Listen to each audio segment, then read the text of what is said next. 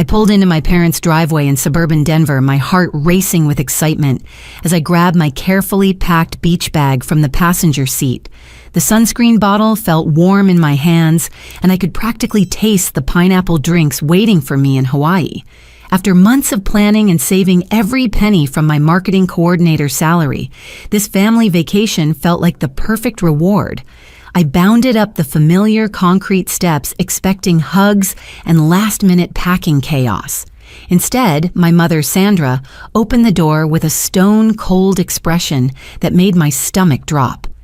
"You were never actually on the guest list," she said flatly.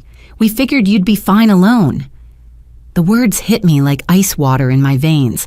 I stood there clutching my beach bag, staring at my mother's face for any sign that this was some twisted joke.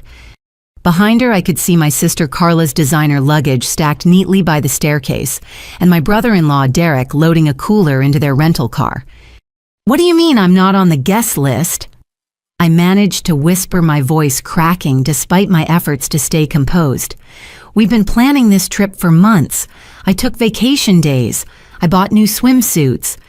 Sandra stepped back from the doorway, her arms crossed over her floral blouse. "Carla convinced us that the smaller villa would be more economical. 4 bedrooms instead of 5. We decided you wouldn't really fit in with our plans anyway." The casual cruelty in her tone made my knees weak. Through the open door, I could hear Carla's voice drifting from the kitchen, bright and cheerful, as she talked about snorkeling excursions and sunset dinners, the same excursions I had researched and recommended during our family planning calls. "But I helped organize this whole trip," I said, stepping closer to the threshold. "I found the resort. I researched the activities. I sent you all those links to restaurants." Derek appeared behind Sandra, his polo shirt already wrinkled from travel preparation. "Helen, come on, don't make this dramatic. We're trying to have a peaceful family vacation." "Peaceful," I repeated slowly, "by lying to me for months." Carla emerged from the kitchen, her blonde hair pulled back in a perfect ponytail, designer sunglasses perched on her head.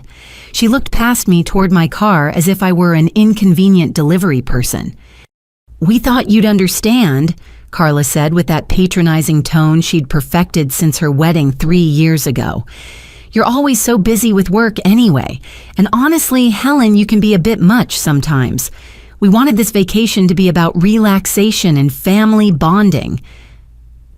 "I am family," I said, my voice barely audible. "Of course you are," Sandra said quickly, but her eyes were already looking past me toward the street. "We just thought you'd be happier staying home. You know how you get around crowds and new places." The realization crashed over me like a wave. This wasn't a last-minute decision. They had been planning this exclusion for months, while I excitedly participated in group chats about dinner reservations and beach activities. Every family call where we discussed the itinerary, every time I shared my research about Hawaiian culture and hidden gems, they were already plotting to leave me behind. I watched Derek load another suitcase, this one clearly belonging to my father, based on the old American Airlines tags still attached to the handle. Dad emerged from the garage, checking his watch with the methodical precision he brought to everything. "Thomas," Sandra called to him. "Helen stopped by." Dad looked up, his reading glasses sliding down his nose. "Oh, hi, sweetheart. We're just heading out to catch our flight." The normalcy in his voice was the final blow. He genuinely seemed surprised to see me, as if my presence at their departure was unexpected rather than planned, as if I hadn't been part of every conversation about this trip for the past 4 months. "Dad," I started, but Carla cut me off. "We really need to get going. The airport traffic is going to be insane, and you know how Derek gets about being late." Derek nodded solemnly, as if punctuality for their excluding vacation was a matter of life and death. TSA lines are brutal this time of year. I stood there watching my family load their car with luggage I should have helped carry, watching them check their phones for flight updates I should have been receiving too. The beach bag in my hand felt heavier with each passing second. "Well," I said, finally backing down the steps, "have a wonderful time." Sandra's face softened slightly, perhaps recognizing the devastation in my voice. "Helen, don't be upset. We'll send you pictures." Pictures. They would send me pictures of the vacation I had helped plan but wasn't allowed to join. Pictures of the family bonding I wasn't worthy of participating in. I walked back to my car in a daze, their voices fading as they continued their departure preparations. Through my rearview mirror, I watched them gather on the driveway, probably relieved that the uncomfortable confrontation was over. As I drove away, I could see them in my side mirror, standing together as a complete unit, watching my car disappear around the corner. The drive back to my Phoenix apartment felt endless. Every mile gave me more time to process what had just happened, and with each passing exit sign, the reality became more surreal. I kept replaying Sandra's words, searching for some explanation that would make sense of the cruelty. By the time I reached my complex, the sun was setting behind the desert mountains, painting everything in shades of orange that should have felt beautiful, but instead seemed mocking. I dragged myself up 2 flights of stairs to my 1-bedroom apartment, the beach bag still clutched in my hand like evidence of a crime. I dropped onto my couch and stared at the Hawaii guidebook scattered across my coffee table. The yellow sticky notes marking restaurant recommendations felt like artifacts from another life. 3 months of research, vacation day requests, and excited planning, all for a trip I was apparently never invited to join. My phone buzzed against the cushions. A text from my best friend Madison, "Safe travels, can't wait to see all your Hawaii pics." I couldn't bring myself to respond. How do you explain that your entire family conspired to exclude you from a vacation while maintaining the illusion that you were included? How do you admit that you were stupid enough to fall for months of lies? Around 10:30 that evening, my phone chimed with a notification from Venmo. My heart stopped when I saw Carla's name on the screen. Payment request from Carla Martinez, $4,800.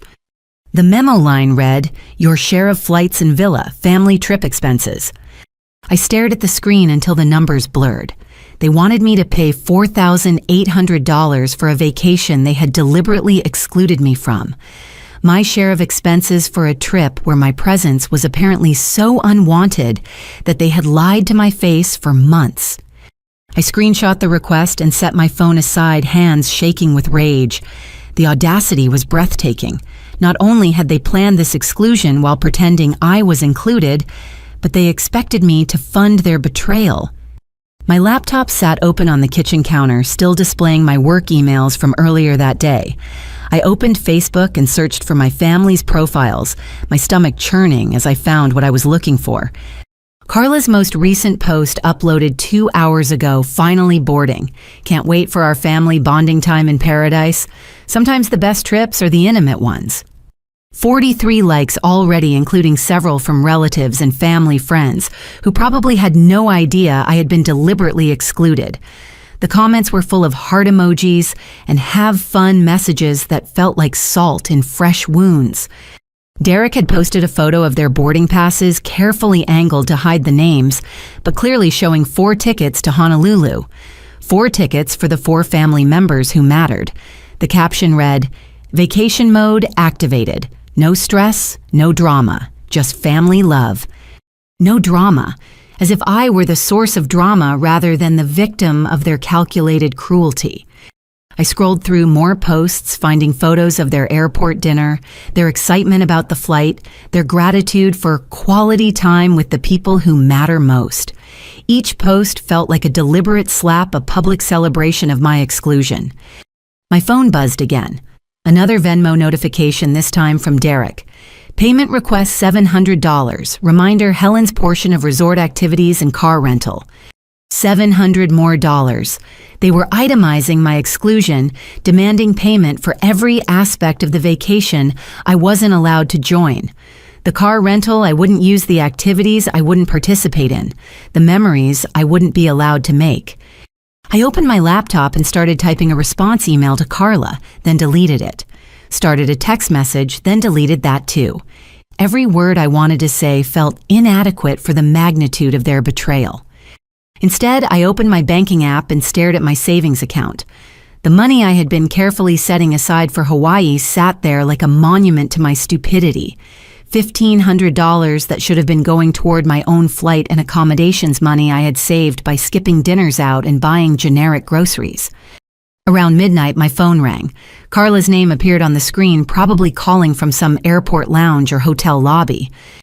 "Helen," she said when I answered, her voice artificially bright. "Did you see my Venmo request?"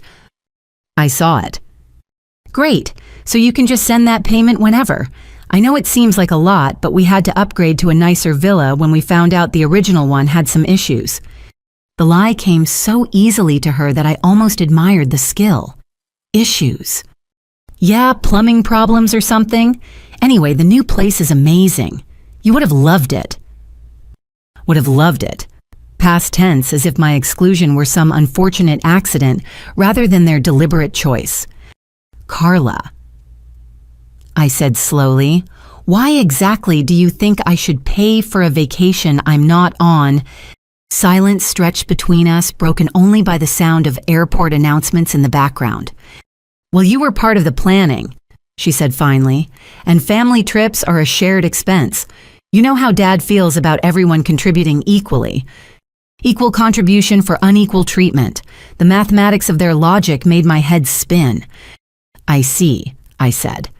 "And when exactly were you planning to tell me I wasn't actually invited?"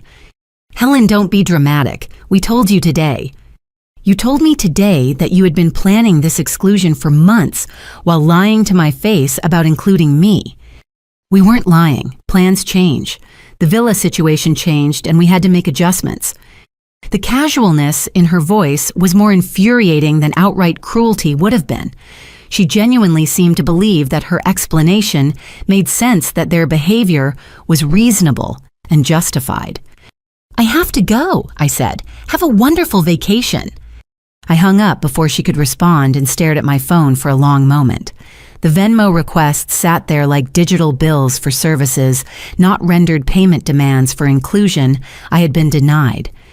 Then I opened Venmo and sent Carla exactly $1 with a memo that would change everything. "You'll have a surprise." The satisfaction of sending that $1 payment felt like the first breath of air after drowning. I sat in my dark apartment, the glow from my phone screen illuminating my face as I stared at the transaction confirmation.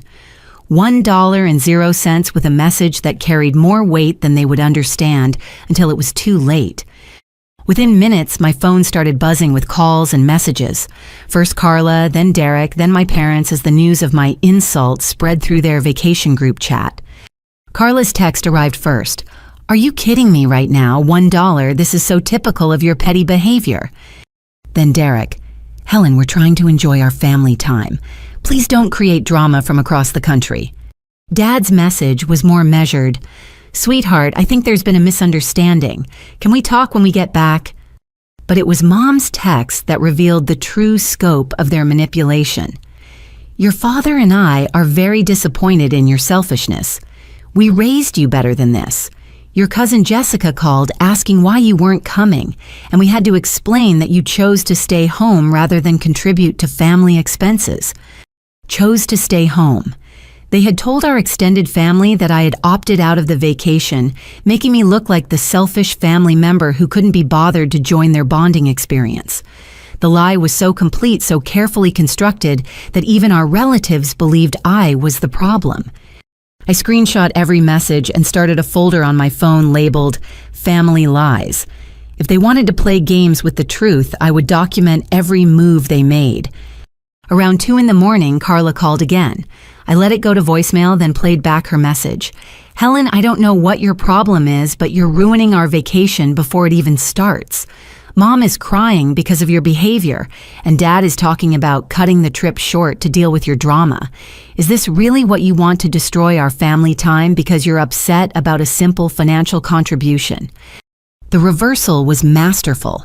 Somehow I had become the villain in a story where I was the victim. My reaction to their betrayal was now evidence of my character flaws, proof that they had been right to exclude me in the first place. I called my cousin Jessica in Colorado, knowing she would be awake because of her night shift job at the hospital. "Helen," she answered on the first ring. "I was just thinking about you. Your mom said you decided to skip Hawaii to focus on work. That seems so unlike you."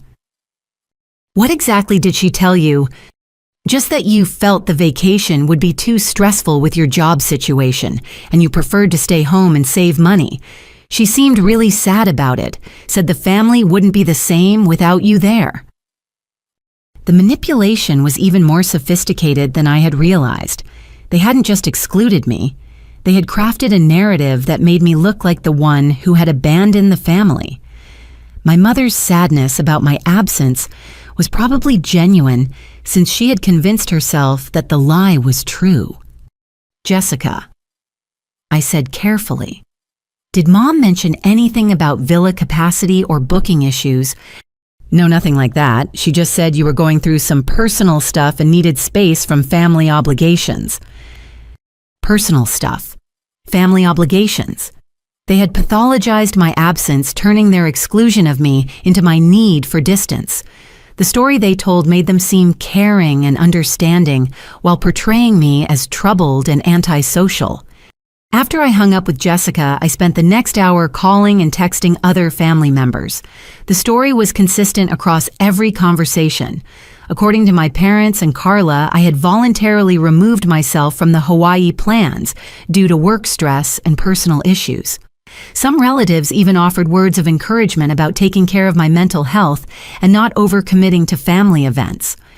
The gaslighting was so complete that I started to question my own memory of events. Had there been signs that I was supposed to decline the invitation? Had I misunderstood something fundamental about the planning process?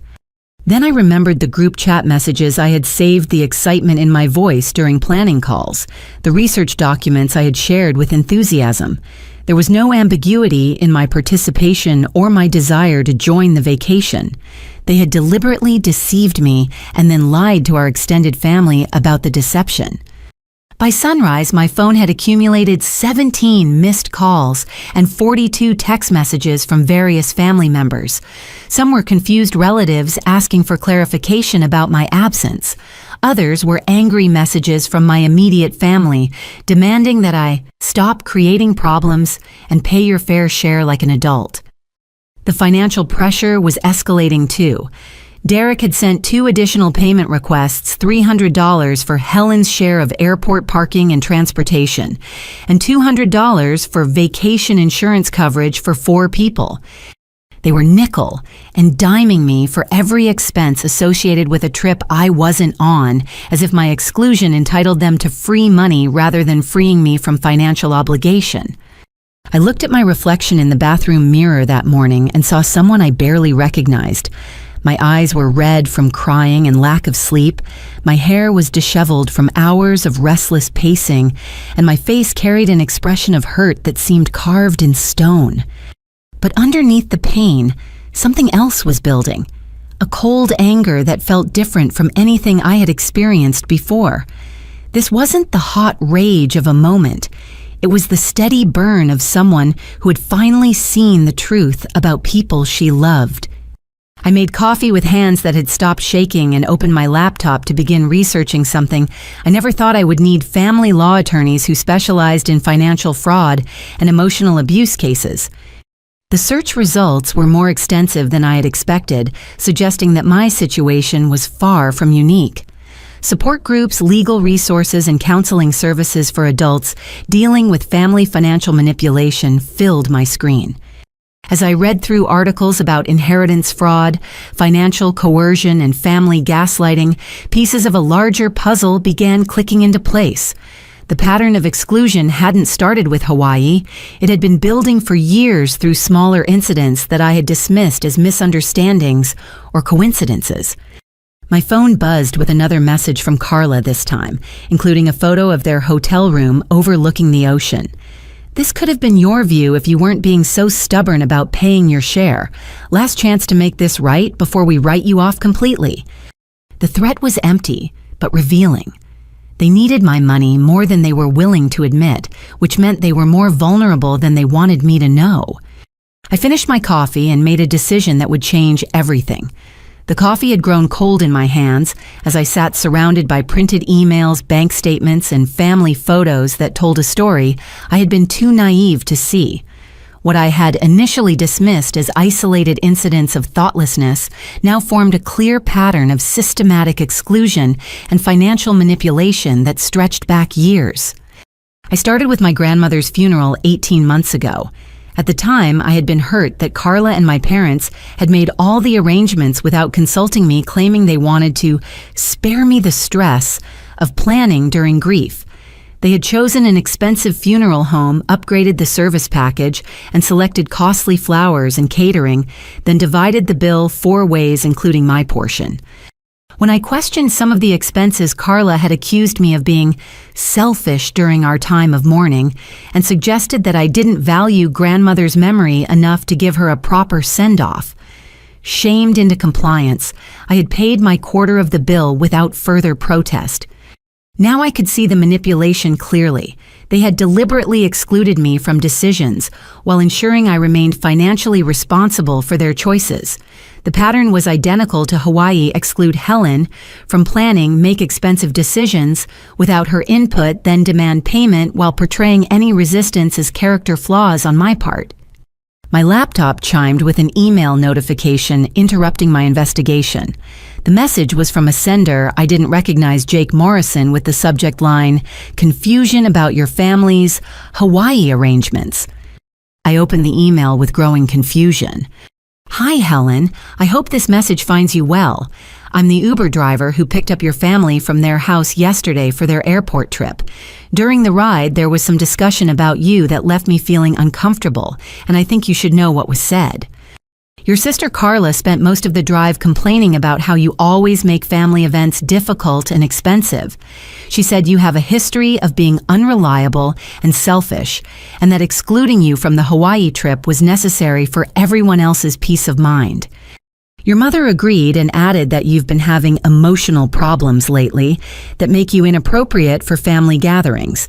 Your father mentioned that you've been financially irresponsible and can't be trusted to contribute fairly to family expenses." I felt terrible listening to this conversation, especially since they continued talking about you for the entire 30-minute drive to the airport. They seemed to enjoy criticizing you, which struck me as mean-spirited regardless of any family issues. I got your email address from the pickup address information. I hope that's okay, because I felt you deserved to know how they were talking about you behind your back. I have 3 sisters myself, and I would want to know if my family was bad-mouthing me to strangers. I hope this information is helpful rather than hurtful. They seem to expect you to pay for their vacation expenses, despite not being included, which doesn't seem fair to an outsider. Best wishes, Jake Morrison. The email hit me like a physical blow. Not only had they excluded me and demanded payment, but they had spent their drive to the airport systematically destroying my reputation to a stranger. Every lie they told Jake was probably being repeated to other people in their lives, building a narrative where I was the problem family member who deserved exclusion and criticism.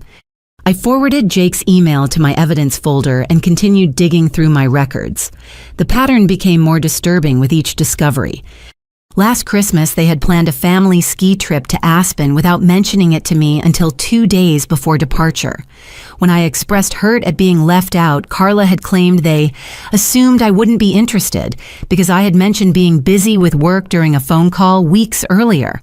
They had demanded I pay for my share of the lodge rental, despite not using the space, arguing that my last-minute decision not to participate shouldn't penalize the rest of the family financially. The previous summer, they had organized a family reunion at my uncle's lake house in Michigan. I had learned about the gathering through a Facebook post from my cousin 2 days after it had concluded. When I asked why I hadn't been invited, Mom had claimed they forgot to add me to the planning group chat and suggested I was being overly sensitive about a simple oversight. Later, I received a request to pay for my share of the catered barbecue and boat rental because I was technically part of the guest count, even though you couldn't make it. Each incident followed the same script: exclude Helen from planning, make expensive decisions, demand financial contribution, gaslight any resistance by portraying Helen as difficult, unreliable, or selfish. My phone rang, interrupting my investigation. Jessica's name appeared on the screen. "Helen, I've been thinking about our conversation last night and something doesn't add up." she said without preamble. I called Aunt Linda to chat about the Hawaii thing, and she mentioned that your mom told her a completely different story about why you're not there. My stomach dropped. What did she tell Linda? That you had gotten into a big fight with Carla about wedding planning expenses and stormed out of family activities. She said you've been holding a grudge and refusing to participate in family events for months. Another lie, another version of events designed to make me look like the aggressor. They weren't just excluding me. They were actively destroying my relationships with extended family by spreading different stories about my supposed bad behavior. Jessica, I haven't spoken to Carla about wedding planning in over a year. Her anniversary was last month and I sent a gift and card. I know, Jessica said quietly. That's why I'm calling. Something is really wrong here, Helen. The stories don't match and none of them sound like the person I know you to be. After hanging up with Jessica, I called Linda directly. Her version of events was even more damaging than Jessica had indicated. Helen, sweetheart, your mother is very worried about you, Linda said in the tone people use for discussing mental illness. She said you've been having some kind of breakdown and lashing out at family members. She mentioned that you've been making unreasonable financial demands and threatening legal action over imaginary grievances. Threatening legal action. They were already building a defense against the possibility that I might fight back, portraying any potential legal response as evidence of my instability, rather than a reasonable reaction to their abuse. Linda, has anyone in the family actually spoken to me in the past 6 months? Silence stretched across the line. Well, no, but your mother said you weren't taking calls or responding to messages. I've answered every call and responded to every message from family members.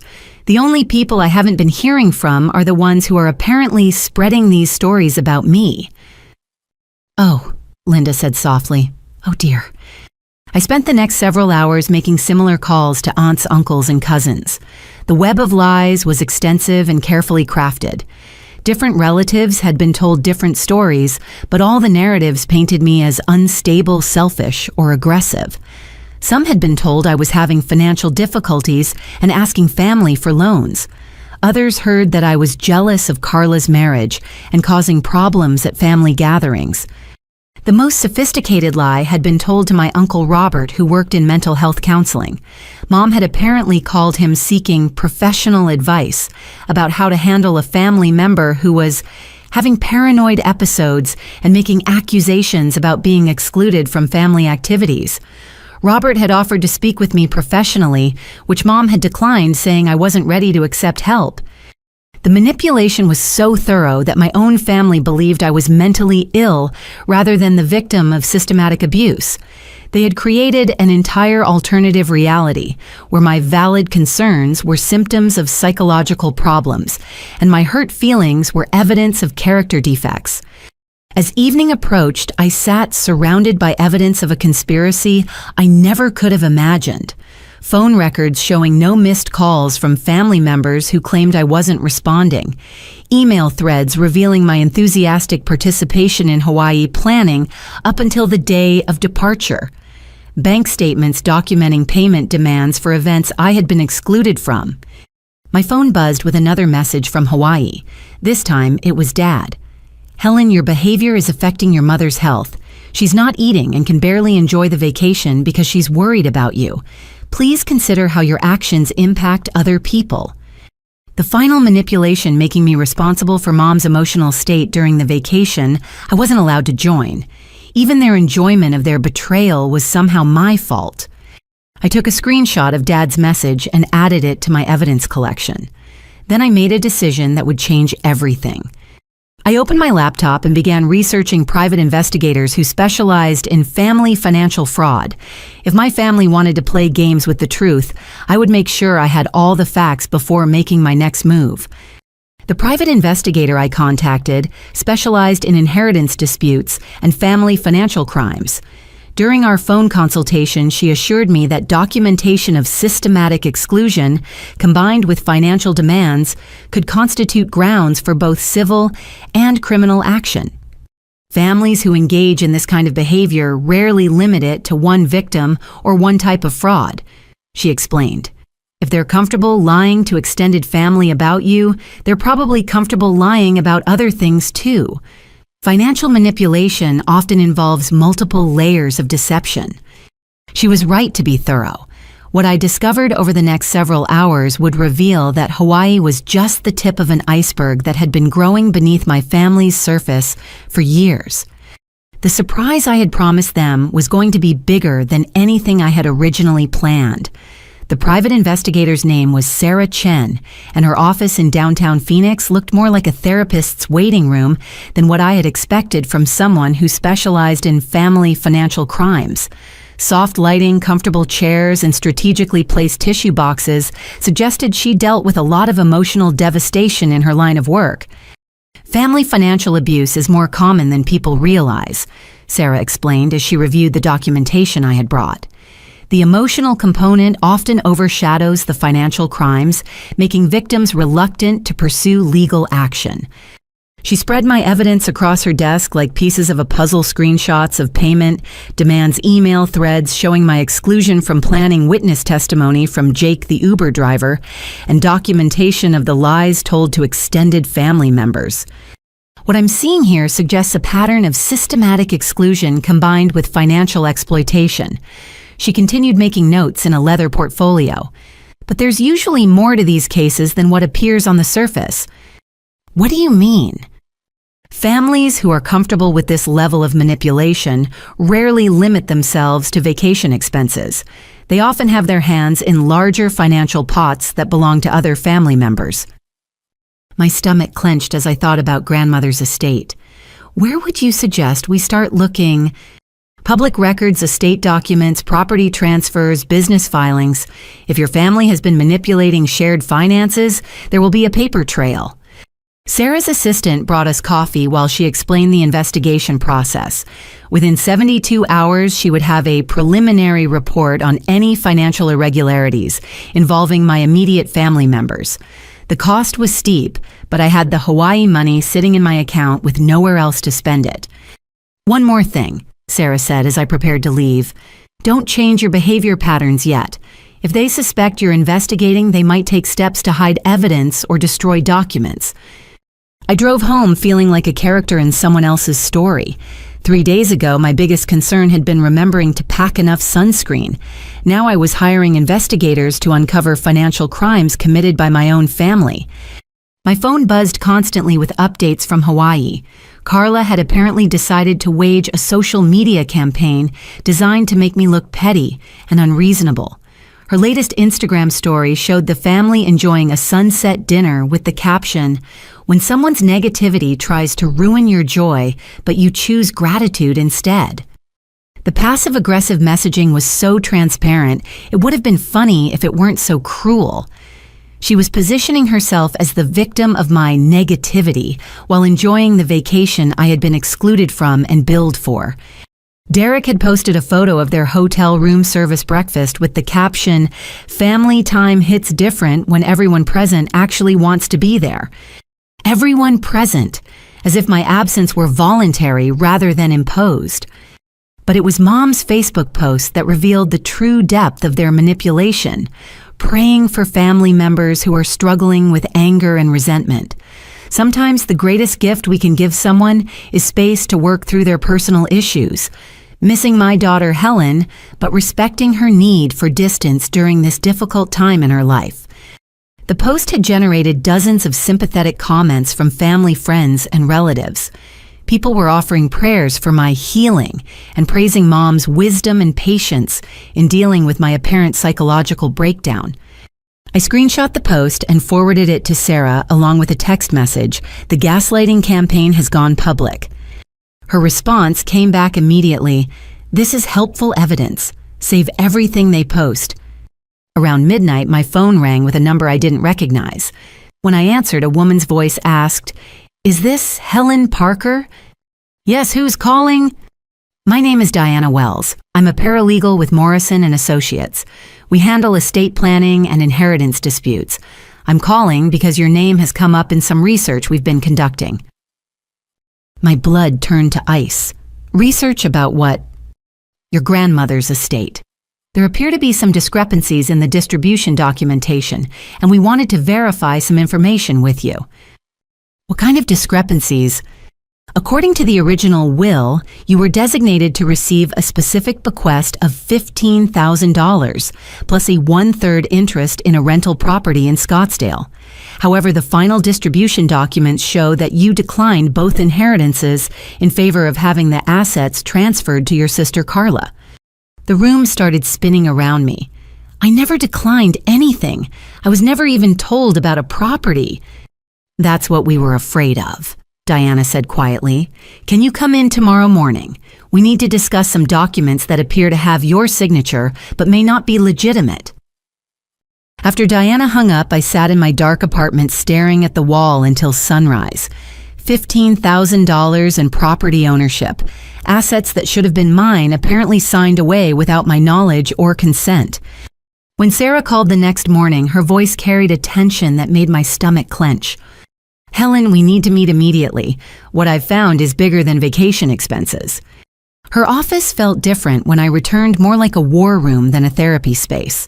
Documents covered every available surface, and Sarah's assistant was manning 2 laptops simultaneously.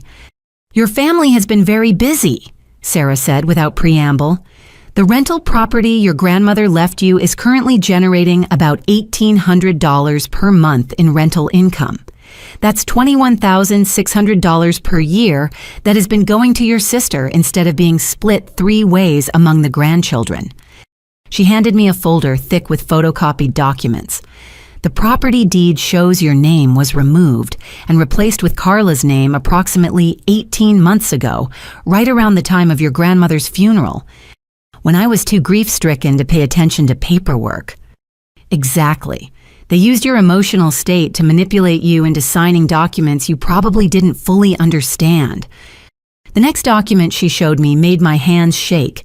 It was a notarized form bearing my signature stating that I voluntarily relinquished all claims to grandmother's rental property and additional cash bequest in favor of consolidating the estate assets with my sister.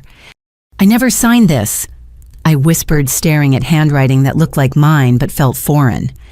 The notary stamp is from Derek's insurance office, Sarah's assistant added.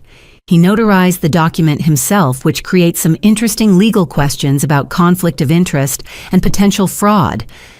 Derek notarized a document that transferred my inheritance to his wife. It gets worse, Sarah continued. The property has been used as collateral for 2 separate loans totaling $47,000. If those loans default, the property could be seized, which would eliminate any remaining asset value. My inheritance hadn't just been stolen, it had been leveraged for additional debt that put the original asset at risk. What about the cash bequest? That money was used as the down payment for Carla and Derek's house. According to the mortgage documents, they purchased their home with a down payment of exactly $15,000, which matches the amount of your inheritance. I was staring at evidence that my family had systematically robbed me of my grandmother's gifts and used that money to finance their own lifestyle improvements. The rental property that should have been providing me with passive income was instead paying for their mortgage, and the cash that could have changed my financial situation had become equity in their home. Can we prove the signatures were forged? We're working on that. I've contacted a handwriting expert who specializes in inheritance fraud cases. But even if the signatures are legitimate, the circumstances surrounding the signing suggest coercion and misrepresentation. Sarah pulled out another document that made my vision blur with rage. It was an email thread between Carla and a real estate attorney dated just 2 weeks after grandmother's funeral. Carla wrote to the attorney asking about the quickest way to consolidate Helen's inheritance interests before she has time to think about it too much. The attorney responded with step-by-step instructions for getting you to sign away your rights while you were still emotionally vulnerable. She planned this before I even finished grieving. It appears that way. The attorney's email specifically mentions taking advantage of your emotional state and tendency to defer to family authority to accomplish the transfer. The cold calculation behind their theft was more devastating than the financial loss itself. They had weaponized my grief and my trust in family to rob me of assets that could have changed my life. "There's one more thing," Sarah said, hesitating before handing me the final document. "The Hawaii vacation was paid for entirely with rental income from your property. The villa, the flights, the activities, everything. They used money that should have been partly yours to fund a vacation you weren't allowed to join." The perfection of their cruelty was breathtaking. They had stolen my inheritance, used it to pay for a family vacation, excluded me from that vacation, then demanded that I pay additional money to cover expenses they had already funded with my stolen assets. What are our options? Civil litigation for inheritance fraud, criminal charges for forgery and theft, and immediate action to freeze the property assets before they can be further leveraged or sold. Sarah's phone buzzed with a text message. She glanced at the screen and frowned. "That was my contact at the courthouse. Carla just filed paperwork this morning to refinance the rental property with a much larger loan amount. They're trying to extract maximum equity before anything can be challenged." "Can they do that?" "Not if we act fast. I'm calling the judge's emergency line right now to request an immediate asset freeze." As Sarah made her calls, I sat surrounded by evidence of betrayal so complete it felt like discovering that gravity worked backward. Every assumption I had made about my family's basic decency had been systematically dismantled by documents bearing official seals and legal stamps. My phone buzzed with another message from Hawaii, this one from Dad. "Helen, we're having such a wonderful time here. The weather is perfect and we're making memories that will last a lifetime. I hope you're using this time alone to reflect on what's truly important in relationships." What's truly important in relationships? Like honesty, trust, and not stealing someone's inheritance to pay for vacations they're excluded from. I screenshot Dad's message and added it to my evidence file. Every word they sent me now felt like additional proof of their calculated cruelty. "Good news," Sarah announced as she hung up her phone. "Judge Martinez has issued a temporary restraining order freezing all assets related to your grandmother's estate, pending a full investigation. Carla's refinancing attempt has been blocked. What happens now? Now we gather more evidence, file formal charges, and prepare for your family to discover that their victim isn't as helpless as they assumed." The surprise I had promised them was about to become much bigger than a single dollar payment. They had spent years stealing from me while making me believe I was the problem in the relationship. It was time for them to learn what real consequences looked like. The emergency court hearing was scheduled for the following Monday, which gave me exactly 4 days to prepare for legal warfare against my own family while they lounged on beaches funded by my stolen inheritance. The irony would have been amusing if it weren't so personally devastating. Sarah recommended that I maintain normal communication patterns to avoid alerting them to our investigation. "Let them enjoy their vacation," she advised. "Overconfident criminals make more mistakes." But maintaining normalcy felt impossible when every message from Hawaii felt like salt being poured into open wounds. Carla's latest Instagram story showed her getting a spa treatment with the caption, "Self-Care Sunday because some people's drama can't touch your peace." My drama.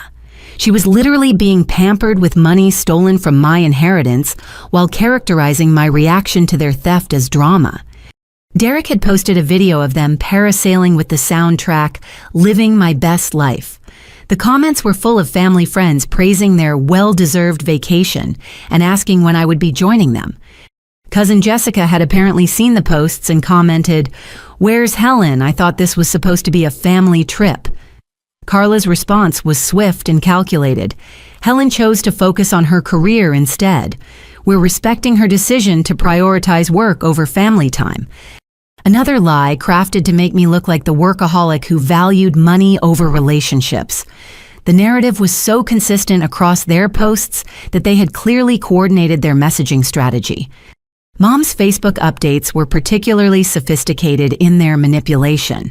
Her latest post included a photo of the family at dinner with the caption, "Grateful for children who understand that family love means supporting each other's choices, even when those choices involve sacrifice and distance." Supporting each other's choices, as if my exclusion were a choice I had made rather than a betrayal they had orchestrated.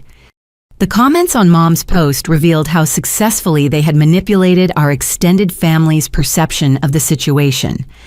Aunt Linda wrote, "Sandra, you're such a wise mother to give Helen space to work through her issues."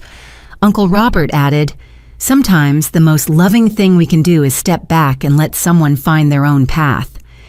They had turned my victimization into my choice, my exclusion into my preference, my hurt into my character flaw. The gaslighting was so complete that even sympathetic relatives were congratulating my family for respecting boundaries I had never established. But their social media campaign also provided valuable evidence for our case. Every post about their vacation being funded by the rental property income created documentation of their use of stolen assets. Sarah's team was systematically screenshotting and cataloging each update. "They're building our case for us," Sarah observed during one of our daily check-ins. "Criminals who flaunt their crimes on social media make prosecutors very happy." Meanwhile, my own investigation was revealing additional layers of their deception. I spent Tuesday evening going through old financial documents and found 3 separate occasions when I had been charged for family expenses related to events I hadn't attended. Last year's Mother's Day brunch at an expensive restaurant where they had ordered champagne and upgraded to the premium menu, then split the bill 5 ways, including my portion despite my being out of town for work. When I questioned the charge, Carla had insisted that family celebrations are everyone's responsibility regardless of attendance. The previous Christmas, they had hired a professional photographer for family portraits at my parents' house. I had been working that day and couldn't attend the session, but they had charged me $200 for Helen's share of photography costs. When I asked why I owed money for photos I wasn't in, Derek had explained that the photographer's fee was based on family size and you're part of the family even when you can't participate. Most revealing was a charge from 2 years ago for Dad's 60th birthday party. They had rented a private dining room at his favorite steakhouse and invited 20 people for a celebration I hadn't been told about until the day before. Unable to attend on such short notice, I had sent a thoughtful gift and handwritten card. 2 weeks later, Carla had sent me a payment request for $350 as Helen's portion of Dad's birthday dinner expenses. The pattern was clear and consistent: exclude Helen from planning, make expensive decisions without her input, then demand payment while portraying any resistance as selfishness or family disloyalty. Wednesday brought a breakthrough that changed everything. Sarah called me at work with barely contained excitement in her voice. "Helen, you need to sit down. We found something that makes the inheritance theft look small." I closed my office door and prepared for another devastating revelation. Your grandmother's estate included more than just the rental property and cash bequest. There was also a life insurance policy with a death benefit of $75,000, with you listed as one of 3 equal beneficiaries. My legs felt weak. I was never told about any life insurance. Because you were never supposed to find out about it. The beneficiary distribution should have been $25,000 each to you, Carla, and your parents. Instead, the full $75,000 was paid to Carla as the sole surviving beneficiary. How is that possible? Someone submitted a death certificate for you along with the insurance claim declaring you deceased and therefore ineligible to receive benefits. The words didn't make sense at first. They declared me dead. According to the insurance company's records, Helen Parker died in a car accident 6 months before your grandmother's death. The death certificate appears to be a sophisticated forgery, complete with official seals and signatures. I was staring at evidence that my family had literally killed me off on paper to steal my insurance benefits. The theft of my inheritance was criminal, but this was something approaching evil. Who filed the fraudulent death certificate? Derek in his capacity as the family's insurance agent. He had professional access to the forms and procedures necessary to create convincing documentation. Derek had used his professional credentials and industry knowledge to forge my death certificate and steal $75,000 from my grandmother's life insurance policy. The man who called me dramatic for objecting to vacation expenses had committed multiple felonies to rob me of benefits that would have changed my financial life completely. Sarah, how much money are we talking about in total?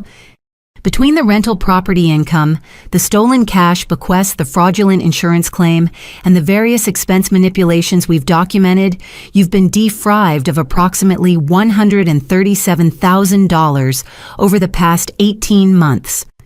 $137,000. More money than I had ever imagined having stolen by people who portrayed themselves as loving family members concerned about my emotional well-being. What's our next move? Criminal charges for insurance fraud, forgery, and theft, civil litigation for damages and emotional distress, an immediate asset seizure to prevent them from hiding or spending any more of your money. Thursday brought the most satisfying phone call of my life. Sarah contacted me with an update that made me smile for the first time since this nightmare had begun. The FBI has taken over the insurance fraud investigation. Derek's professional licenses are being suspended pending criminal proceedings, and all of their bank accounts have been frozen. They're in Hawaii with frozen bank accounts. As of this morning, yes. They'll discover the account freezes when they try to pay for meals activities or their hotel checkout. The timing was perfect. They would spend their final days in paradise discovering that their access to stolen money had been cut off, leaving them stranded with expenses they couldn't pay and questions they couldn't answer. There's more, Sarah continued. The hotel where they're staying called this morning asking about payment guarantees. Apparently, their credit cards are being declined and they're requesting alternative payment methods for their remaining charges. My family was about to discover that crime doesn't pay literally. Their vacation funded by stolen assets was turning into a financial nightmare that would follow them home and into courtrooms. But I wasn't finished with them yet. If they wanted to play games with truth and perception, I was prepared to show them what real strategy looked like. I opened my laptop and began booking travel arrangements that would turn their paradise into a confrontation they would never forget. The surprise I had promised them was about to arrive in person. The first-class seat to Honolulu had cost me nearly $3,000, but it felt like the best money I had ever spent. As the plane descended toward the Hawaiian Islands, I reviewed the legal documents Sarah had prepared for our confrontation. Restraining orders, asset seizure notices, and criminal complaints that would transform their vacation from paradise into a legal nightmare. Sarah had initially advised against the trip. Let law enforcement handle the confrontation, she had suggested. Flying to Hawaii to confront them could be seen as harassment. But I needed to see their faces when the truth finally caught up with them. After months of lies, manipulation, and theft, they deserved to experience the shock of discovery in the paradise they had purchased with my stolen inheritance. The resort where they were staying was a luxury property on Maui's western shore, the kind of place that charged $500 per night for ocean view rooms. I had booked myself into the presidential suite using money from my secret savings account, the one I had been building since discovering their pattern of financial manipulation. The irony was perfect. While they struggled with frozen accounts and declined credit cards, I would be staying in the most expensive accommodation the resort offered. My taxi driver was Chatty, a local man named David, who seemed genuinely interested in my story when I mentioned that I was surprising family members who thought I couldn't afford to visit Hawaii. Family can be complicated, he observed as we wound through tropical landscapes that looked like postcards. Sometimes the people who are supposed to love you the most are the ones who hurt you the deepest. His words carried the wisdom of someone who had probably seen plenty of family drama during his years driving tourists around paradise. The resort was even more spectacular than the photos had suggested. Manicured gardens, infinity pools, and private beaches that stretched toward horizons painted in shades of turquoise. This was the vacation I had helped plan but been excluded from the paradise they had purchased with money stolen from my inheritance. The front desk manager, a professional woman named Patricia, greeted me with the kind of warmth reserved for guests staying in premium suites, but her expression shifted when I mentioned my family members who were already guests at the resort. "The Parker family," she said, carefully checking her computer screen. "Yes, they're staying in one of our standard rooms. There have been some payment issues with their account." "What kind of payment issues?" Patricia glanced around to ensure our conversation remained private. "Their credit cards have been declining since this morning. They've been asking about alternative payment arrangements and seem quite stressed about the situation." Perfect. Their financial crimes were catching up with them in real time, creating exactly the kind of pressure I needed for maximum impact. "They also filed some complaints yesterday about a potential harassment situation," Patricia continued. "They claimed that a family member with mental health issues might attempt to contact them inappropriately during their vacation. The lies had followed them to Hawaii. Even here in paradise, they were preemptively portraying me as unstable and threatening to justify whatever reaction they might have to my presence." "I see," I said calmly. "Did they provide any specific information about this allegedly unstable family member?" "They describe someone who has been making unreasonable financial demands and exhibiting erratic behavior. They requested that hotel security be alerted if anyone matching the description attempted to contact them." Patricia's professional demeanor couldn't quite hide her discomfort with the situation. Apparently, my family's paranoid lies had created awkwardness with the resort staff. "That's interesting," I said, handing her my identification and reservation confirmation. "I'm Helen Parker, the allegedly unstable family member they've been warning you about. As you can see, I'm a legitimate guest who has paid for the presidential suite, and I have no criminal record or history of harassment." Patricia's eyes widened as she processed this information. "Oh my goodness, I'm so sorry. We had no way of knowing that their complaints were not accurate."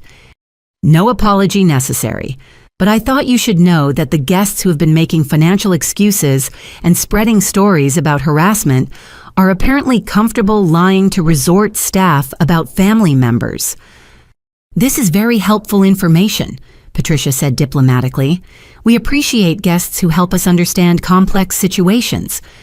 She upgraded my welcome amenities and assigned me a personal concierge, apparently recognizing that the real problem guests were the ones who couldn't pay their bills rather than the one who had booked the presidential suite. I spent the first hour in my suite reviewing the legal documents one final time and preparing for the confrontation that would change everything. The view from my balcony encompassed the entire resort, including the pool area where I could see 4 familiar figures lounging in chairs that would soon become very uncomfortable.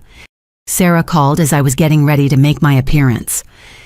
"Helen, the FBI wants to coordinate the timing of your confrontation with their evidence collection. Can you wait until tomorrow morning to approach them?" "How long do I need to wait?" "Just until they attempt to check out. Federal agents will be there to arrest Derek when he tries to dispute the credit card declines with resort management." The timing was perfect. They would spend their final night in paradise knowing that their financial crimes had been discovered, then face arrest in front of other resort guests and staff members. "What about Carla and my parents?" "They'll be arrested as accessories after Derek's initial charges are filed. The evidence of their participation in the inheritance fraud is overwhelming." I spent the evening preparing for the confrontation, ordering room service from the resort's premium restaurant and watching the sunset from my private balcony. Somewhere below me, my family was probably struggling to pay for dinner while making excuses about credit card problems. The irony was exquisite. I was dining on lobster and champagne in the presidential suite while they scraped together cash to cover basic expenses at the resort they had purchased with my stolen money. Around 9 o'clock, I received a text message from Carla. "Helen, we don't know what kind of legal nonsense you've been playing with, but our accounts are frozen and we're stuck in Hawaii until we can resolve this ridiculous situation. Your vindictive behavior is ruining our family vacation." Vindictive behavior. She was characterizing the recovery of my stolen assets as vindictiveness rather than justice. I sent back a simple response. I'm sure everything will work out exactly as it should. Her reply came immediately. What is that supposed to mean? Instead of answering, I turned off my phone and prepared for the performance of a lifetime. Tomorrow morning, they would discover that their victim had become their prosecutor and their paradise had become their courtroom. The surprise I had promised them was about to exceed their worst nightmares. The resort pool area was exactly as beautiful as I had imagined during months of planning this vacation, with crystal blue water, reflecting palm trees and tropical flowers that seemed too perfect to be real. The morning sun painted everything in golden light that should have felt peaceful, but instead felt like stage lighting for the drama about to unfold. I had chosen my outfit carefully, a flowing white sundress that photographed well in designer sunglasses that would hide my emotions during the confrontation. If this moment was going to be documented, I wanted to look composed and confident rather than vengeful or unhinged. My family's location was easy to identify. They were huddled around a table near the shallow end, their voices carrying across the water as they engaged in what appeared to be an intense financial discussion. Even from a distance, their body language suggested stress and frustration that contrasted sharply with the relaxed atmosphere of other guests. I ordered a tropical drink from the poolside bar and asked the bartender to add extra garnish. Make it look Instagram-worthy, I requested. I want to celebrate something special. As I approached their table, drink in hand and smile on my face, I could hear fragments of their conversation that confirmed everything Sarah had predicted. The bank says it's a federal investigation, Derek was saying in a voice tight with panic. They won't give me any details, but all our accounts are frozen pending some kind of review. This has to be connected to Helen's legal threats, Carla replied. She's probably filed some frivolous lawsuit trying to get attention and money. Dad was studying a hotel bill with the focused intensity of someone trying to solve an impossible math problem. We need to find a way to pay for checkout tomorrow. The hotel is demanding a different credit card or cash payment. Maybe we can call Uncle Robert for a loan, Mom suggested. He has money set aside for emergencies. Uncle Robert, who thought I was having paranoid episodes about being excluded from family activities. The irony was perfect. I took a deep breath and walked directly to their table, my sandals clicking against the pool deck with each confident step. Good morning, family, I said brightly, setting my drink down on their table with a gentle clink that made all four of them look up simultaneously. Derek's reaction was immediate and dramatic. He had been mid-sip of what appeared to be coffee, and the shock of seeing me caused him to inhale rather than swallow. The choking sound that resulted was loud enough to attract attention from nearby guests, followed by violent coughing that turned his face red. Carla's response was even more spectacular. She let out a scream that started low and built to a volume that could probably be heard 3 floors up in the hotel rooms. Other guests turned to stare, some reaching for their phones to record what appeared to be a medical emergency. "What are you doing here?" she shrieked, her voice cracking on the higher notes. "How did you find us? Are you stalking us?" Mom immediately started making hushing gestures, apparently aware that Carla's volume was creating a scene that would be difficult to explain to other guests. "Helen, sweetheart, what a surprise to see you here." "Is it?" I asked, maintaining my bright tone while settling into an empty chair at their table. Because I distinctly remember being told this was a family vacation. I'm family, so here I am. Dad was staring at me with the expression of someone trying to solve a puzzle with missing pieces. "How did you afford to come to Hawaii? I thought you were having financial difficulties." "Financial difficulties," I repeated thoughtfully. "That's interesting, Dad. What gave you the impression I was struggling with money?" The silence that followed was broken by the sound of resort security approaching our table. 2 uniformed officers had apparently been summoned by the commotion of Carla's screaming. "Is everything all right here?" The older officer asked, his attention focused on Carla, who was still breathing heavily from her dramatic reaction. "These guests have been making complaints about harassment," the younger officer added, consulting a small notebook. "Ma'am, are you the family member they've been concerned about?" I handed him my room key and identification. I'm Helen Parker, staying in the presidential suite. These are my family members who appear to be surprised by my presence at a resort where I'm a legitimate paying guest. The officers exchange glances as they process this information. Clearly, my family's previous complaints about a potentially dangerous relative didn't align with the composed woman in designer clothing who was staying in the resort's most expensive accommodation.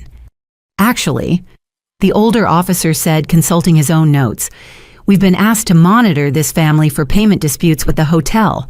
Their credit cards have been declining, and management is concerned about their ability to settle their account." The humiliation was perfect. Instead of rescuing my family from harassment by a mentally unstable relative, security was revealing their financial problems to other guests and questioning their ability to pay for their vacation. "Payment disputes," I said thoughtfully, loud enough for nearby guests to overhear. "That sounds stressful.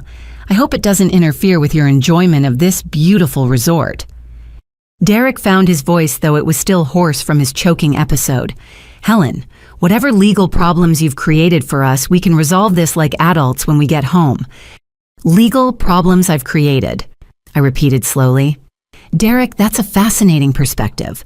What legal problems do you think I've created?" Carla was frantically texting someone, probably trying to contact a lawyer or bank representative who could explain their frozen accounts. "You've obviously filed some kind of fraudulent complaint to freeze our assets. This is financial harassment." "Financial harassment?" I mused, taking a sip of my tropical drink. "Help me understand that term, Carla. Is that when someone demands payment for vacations they're excluded from, or when someone steals inheritance money to fund family trips?" The color drained from Dad's face. "Helen, what are you talking about?" "I'm talking about grandmother's rental property that I was supposed to inherit a third of, but somehow ended up entirely in Carla's name. I'm talking about the $15,000 cash bequest that became the down payment for Derek and Carla's house. I'm talking about the $75,000 life insurance policy that was paid to Carla as the sole surviving beneficiary, after someone filed a death certificate claiming I had died in a car accident." My voice remained calm and pleasant, but the words landed like explosions at their table. Other guests were now openly listening to our conversation, their own discussions forgotten in favor of what sounded like a real-life crime drama unfolding over morning cocktails. Mom's hands started shaking. "That's impossible. You signed the paperwork voluntarily. You said you didn't want the responsibility of property management." "Show me the paperwork, Mom. Show me my signature on documents I supposedly signed voluntarily." The security officers were now taking notes, apparently recognizing that this conversation involved potential criminal activity rather than simple family dysfunction. "Ma'am," the older officer said to me, "do you have documentation of these financial claims?" I reached into my beach bag and pulled out a folder containing copies of the most damaging evidence: bank records, property transfers, insurance claims, and forensic analysis of allegedly forged signatures. As I spread the documents across their table, my family's expressions shifted from confusion to horror to desperate panic. The evidence was comprehensive and undeniable, transforming their tropical paradise into a prosecutor's exhibit hall. "This is all legal paperwork," I continued in the same pleasant tone, "filed with proper authorities, investigated by qualified professionals, and documented by federal agents who are very interested in cases involving inheritance fraud and insurance crimes." Derek was now visibly sweating despite the comfortable morning temperature. "Those documents are taken out of context. Everything we did was legal and properly documented." "Including filing a fraudulent death certificate to steal my insurance benefits?" I asked brightly, because the FBI has some questions about that particular document, Derek. Something about using your professional credentials to forge official death records. The mention of federal agents caused a ripple of excitement among the eavesdropping guests. Several people were now openly recording our conversation with their phones, apparently recognizing that they were witnessing something more dramatic than typical vacation entertainment. Carla was crying now, her carefully applied makeup running in dark streaks down her cheeks. "Helen, please, we can work this out. Family doesn't destroy family over money. You're absolutely right, I agreed. Family doesn't steal inheritance money to fund vacations that exclude other family members. Family doesn't forge death certificates to claim insurance benefits. Family doesn't spread lies about mental health issues to justify financial crimes. The resort manager approached our table Patricia from the front desk, walking beside him with an expression of professional concern. Mr. and Mrs. Martinez, the manager said formally, we need to discuss the outstanding balance on your account. Your payment methods are being declined, and we require immediate resolution before your checkout tomorrow. We're working on it, Derek said desperately. There's been a misunderstanding with our bank. A federal investigation isn't a misunderstanding, I said helpfully. It's usually the result of criminal activity being discovered by law enforcement agencies. The manager's eyebrows rose. Federal investigation. Inheritance fraud, insurance fraud, and forgery, I explained cheerfully. The kind of crimes that result in asset freezes while prosecutors build their cases. Patricia stepped forward with a tablet in her hands. Sir, we've received a call from federal agents requesting that we preserve all records related to your stay. Apparently, this resort visit is being funded by assets connected to criminal activity. They bought this vacation with money stolen from my grandmother's estate. I added in case anyone was confused about the connection. The crowd of onlookers was growing larger, with guests abandoning their own poolside activities to watch what had become the most entertaining event of their vacation. Several people were live streaming the confrontation, apparently recognizing that they were witnessing something worth sharing with the internet. Derek stood up abruptly, his chair scraping against the concrete. We don't have to listen to this. We're legitimate guests at this resort. Legitimate guests who can't pay their bills, the security officer observed, and who appear to be involved in federal criminal investigations. Sir, the manager added, we're going to need you to return to your room while we contact the appropriate authorities about this situation. As my family was escorted away by security, I remained at their table, finishing my tropical drink and reviewing the legal documents that had transformed their paradise into a crime scene. Other guests approached me with expressions of amazement and sympathy. A woman from Minnesota bought me another drink. A retired couple from Texas offered to serve as witnesses if I needed testimony about the confrontation. The surprise I had promised them was exceeding even my expectations. By tomorrow morning, their arrest would be the talk of the resort, and their criminal behavior would be documented by dozens of witnesses who had captured everything on video. Justice served poolside with a tropical garnish tasted better than I had ever imagined. The resort business center had become my temporary war room, complete with high-speed internet, a printer, and enough privacy to coordinate the final phase of my family's downfall. Sarah was on speakerphone, walking me through the legal documentation that would transform their Hawaiian nightmare into a federal case. The FBI agents will arrive at the resort this afternoon, she explained. They want to coordinate Derek's arrest with the local authorities to ensure everything is properly documented. What about the others? Carla will be arrested as an accessory to the insurance fraud. Your parents are being charged as co-conspirators in the inheritance theft. All 4 of them will be extradited back to Arizona to face the charges there. I was taking notes on resort stationery, the tropical letterhead providing surreal contrast to the criminal charges being outlined. How solid is our case? Overwhelming. The handwriting analysis confirmed that your signatures were forged on the inheritance documents. The insurance company has provided full cooperation since discovering the fraudulent death certificate, and Derek's professional licenses give us clear evidence of his ability to create convincing forgeries. Through the business center windows, I could see hotel security maintaining a discreet presence near the pool area, where other guests were still discussing the morning's confrontation.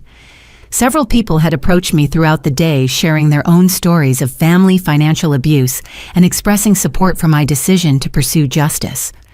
There's something else, Sarah continued. The local FBI office has been investigating Derek's insurance practice for months. Apparently, you're not the only client who has experienced suspicious claim handling and document irregularities. He's done this to other people. Multiple clients have reported similar issues with inheritance claims, beneficiary distributions, and policy documentation. Your case is the one that finally gave them enough evidence to move forward with charges. The scope of Derek's crimes was expanding beyond my family's theft into a pattern of professional misconduct that had victimized numerous clients. My decision to fight back was apparently exposing a much larger criminal enterprise. Patricia knocked on the business center door, her expression mixing professional courtesy with genuine concern. "Ms. Parker, there are federal agents here to speak with you. They're in the executive conference room whenever you're ready." The FBI agents were exactly what I had expected from television shows, serious, well-dressed, and carrying briefcases that probably contained enough evidence to send my family to prison. Agent Martinez was a woman in her 40s, with the kind of calm confidence that suggested extensive experience with white-collar crime. Agent Thompson was younger, with a laptop and multiple phones that kept buzzing with updates. "Ms. Parker." Agent Martinez began, "We appreciate your cooperation in this investigation. The evidence you've provided has been instrumental in building our case against your family members. What happens next? We'll arrest Derek this afternoon when he attempts to dispute the hotel charges with management. Carla will be arrested simultaneously to prevent her from destroying evidence or contacting accomplices. Your parents will be taken into custody tomorrow morning." Agent Thompson looked up from his laptop. "We've also executed search warrants for their homes and offices. Derek's insurance files contain evidence of fraud involving at least 12 other clients over the past 3 years. 12 other clients, inheritance disputes, beneficiary changes, policy modifications, suspicious death claims. Your brother-in-law has been very busy using his professional access to manipulate insurance paperwork for personal gain." The magnitude of Derek's crimes was staggering. My family's theft of my inheritance was just one example of a systematic pattern of insurance fraud that had been operating for years. "What about the money?" "Full restitution plus damages," Agent Martinez assured me. "The rental property will be transferred back to your name. The insurance money will be recovered with interest, and you'll receive compensation for the emotional distress and legal expenses." Through the conference room windows, I could see my family gathering near the hotel check-in desk, apparently attempting to resolve their payment issues with increasingly desperate explanations. Derek was gesturing emphatically, while Carla held her phone to her ear, probably trying to contact lawyers or bank representatives who couldn't help them. "They still don't understand what's happening," I observed. "That's common in white-collar crime cases," Agent Thompson explained. "Criminals often believe they can talk their way out of consequences until the handcuffs actually appear." Agent Martinez opened her briefcase and pulled out a thick stack of documents. "These are the formal charges being filed against each family member. We'll need you to review and sign the victim impact statements." Reading through the charges was like reviewing a catalog of betrayal conspiracy to commit inheritance fraud, insurance fraud, forgery, grand theft, elder abuse, and racketeering. Each charge carried potential sentences ranging from several years to several decades in federal prison. Elder abuse. Your grandmother's estate was manipulated while she was still alive but mentally compromised, Agent Martinez explained. Derek convinced her to change beneficiary designations and property transfers during the final months of her life, when she was receiving hospice care. Even in death, grandmother had been victimized by their greed. They had manipulated a dying woman to steal from her grandchildren, showing a level of callousness that exceeded anything I had previously imagined. My phone buzzed with a text from Derek. "Helen, federal agents are asking the hotel about our stay. Whatever lies you've told them, we can clear this up if you just talk to us reasonably." Lies. He was still characterizing documented evidence of their crimes as lies, apparently believing that the right conversation could make federal investigations disappear. I showed the message to Agent Martinez, who smiled grimly. He'll be saying the same thing during his interrogation this afternoon, right up until we show him the forensic evidence of his signature forgeries. Can I watch the arrests?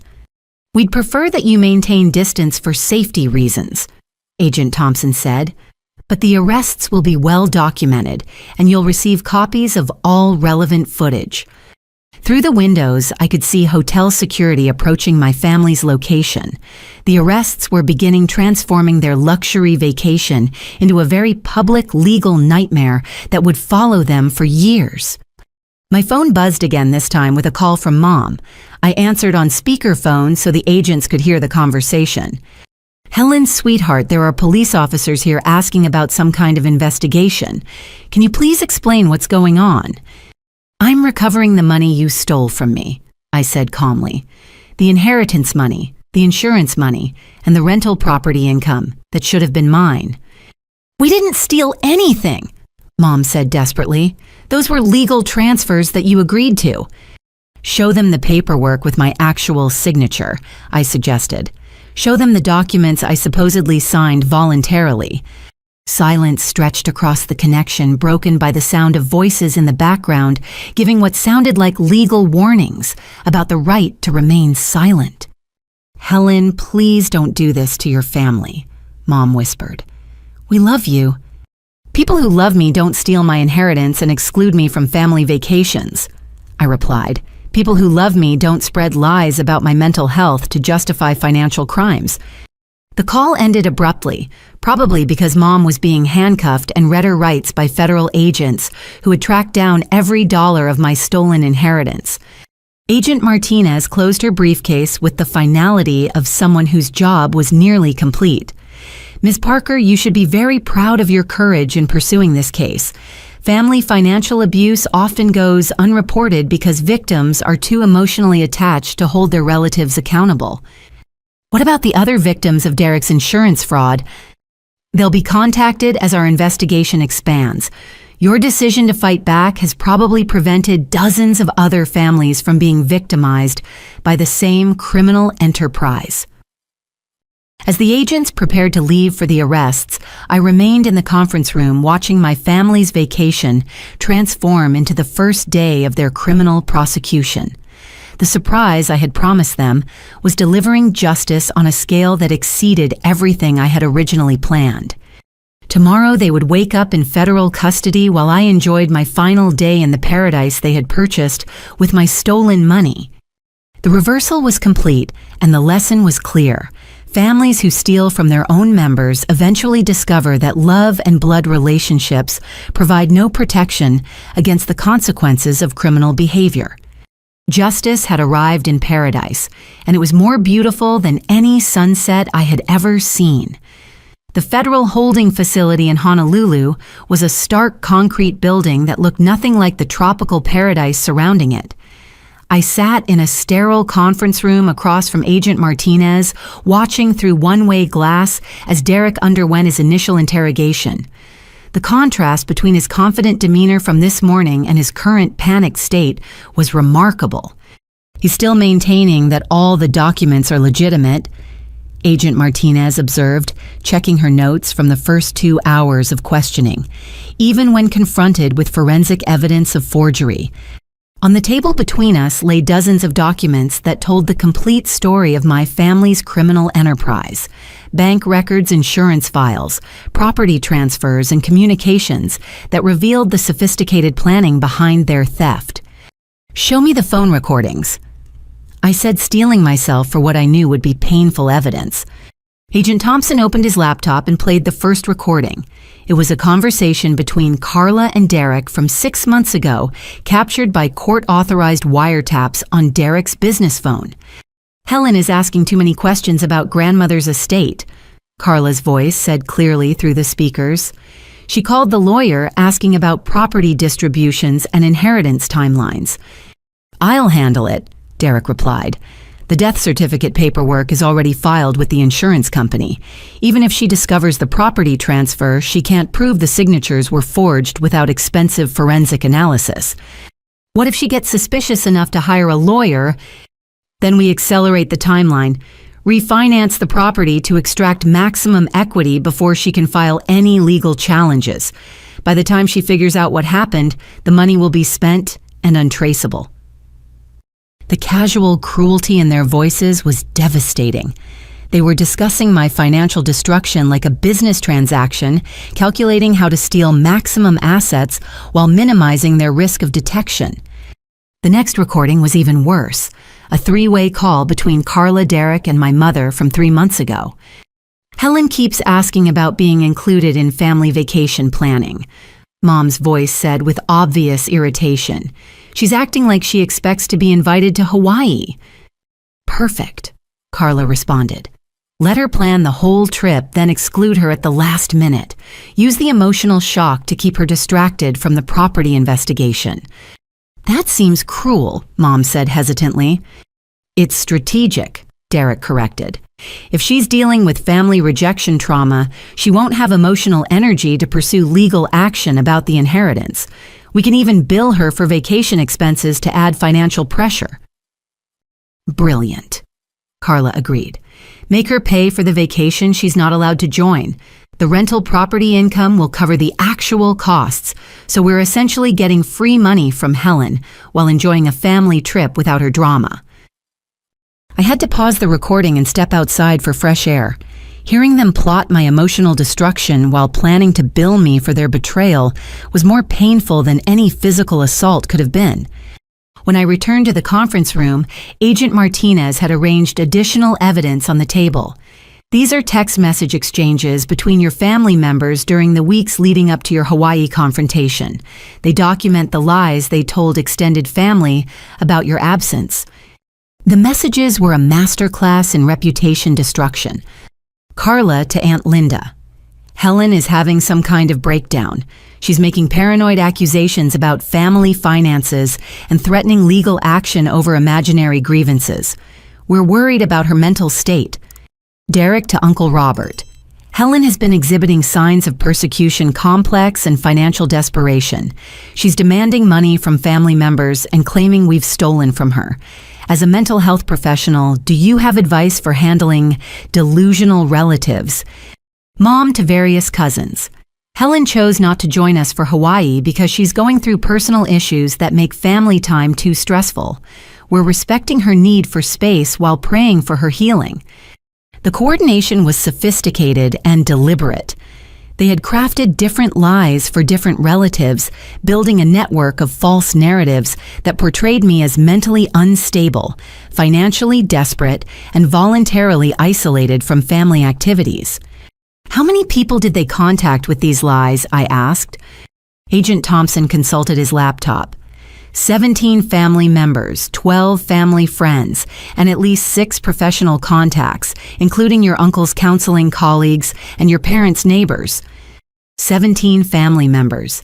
They had systematically destroyed my reputation with nearly every relative I cared about, ensuring that any attempt I made to expose their crimes would be dismissed as evidence of mental illness.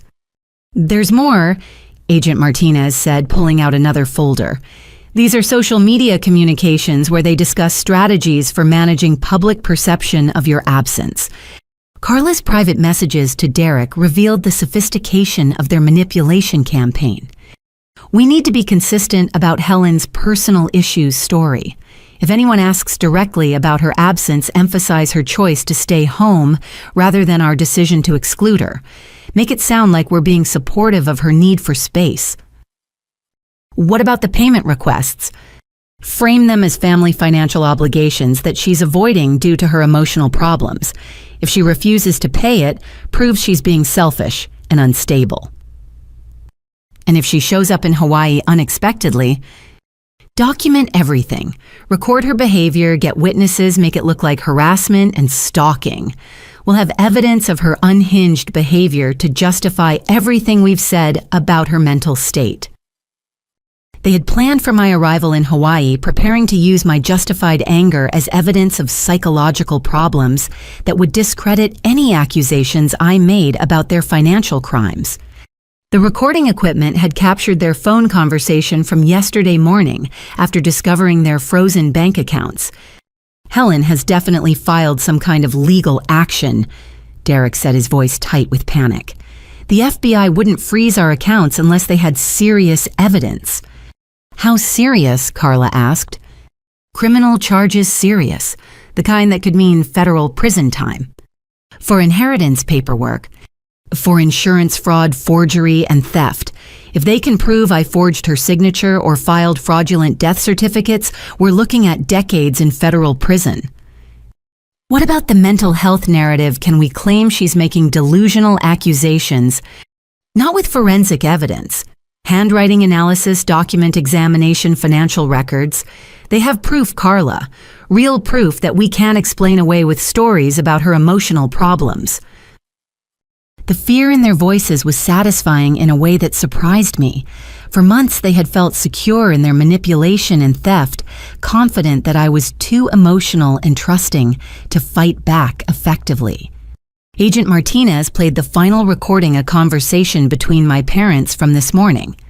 How did Helen figure out about the insurance money? Dad asked. She hired investigators, Mom replied. Professional people who knew what to look for. Can we return the money and avoid prosecution? It's too late for that. The FBI agent said they're treating this as organized crime because of Derek's professional involvement and the multiple fraud counts. Organized crime. Racketeering charges, Thomas. They're saying we operated a criminal enterprise to systematically steal from family members. We were just trying to consolidate family assets efficiently. We were stealing from our daughter and lying to cover it up. The insurance money alone is a federal felony with mandatory prison time. The conversation continued with increasing desperation as they realized the magnitude of their legal situation. Mom crying about losing her house to pay legal fees and restitution. Dad talking about the shame of being arrested in Hawaii in front of other tourists. Do you want to see the video footage from their arrests? Agent Thompson asked. I nodded, knowing I needed to witness the moment their crimes finally caught up with them. The first video showed Derek being handcuffed in the hotel lobby, while other guests recorded the scene with their phones. His protests about the arrests being a misunderstanding were clearly audible, along with his demands to speak with lawyers who could clear up this confusion. Carla's arrest was more dramatic.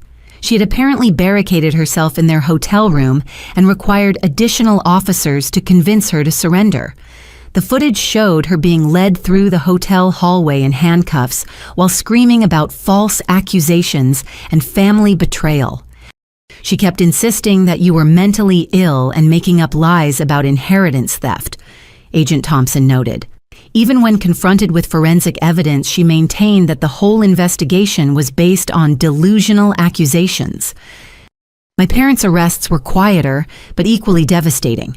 Dad maintained dignified silence while being processed, but Mom broke down completely when she realized that their crimes were being filmed by other resort guests. The videos have already been shared on social media, Agent Martinez informed me. Your family's arrests are becoming viral content, with thousands of people commenting about inheritance fraud and family financial abuse. The public humiliation was an unexpected bonus. Their crimes were being exposed not just to law enforcement and family members, but to complete strangers who were sharing their story as an example of justice being served.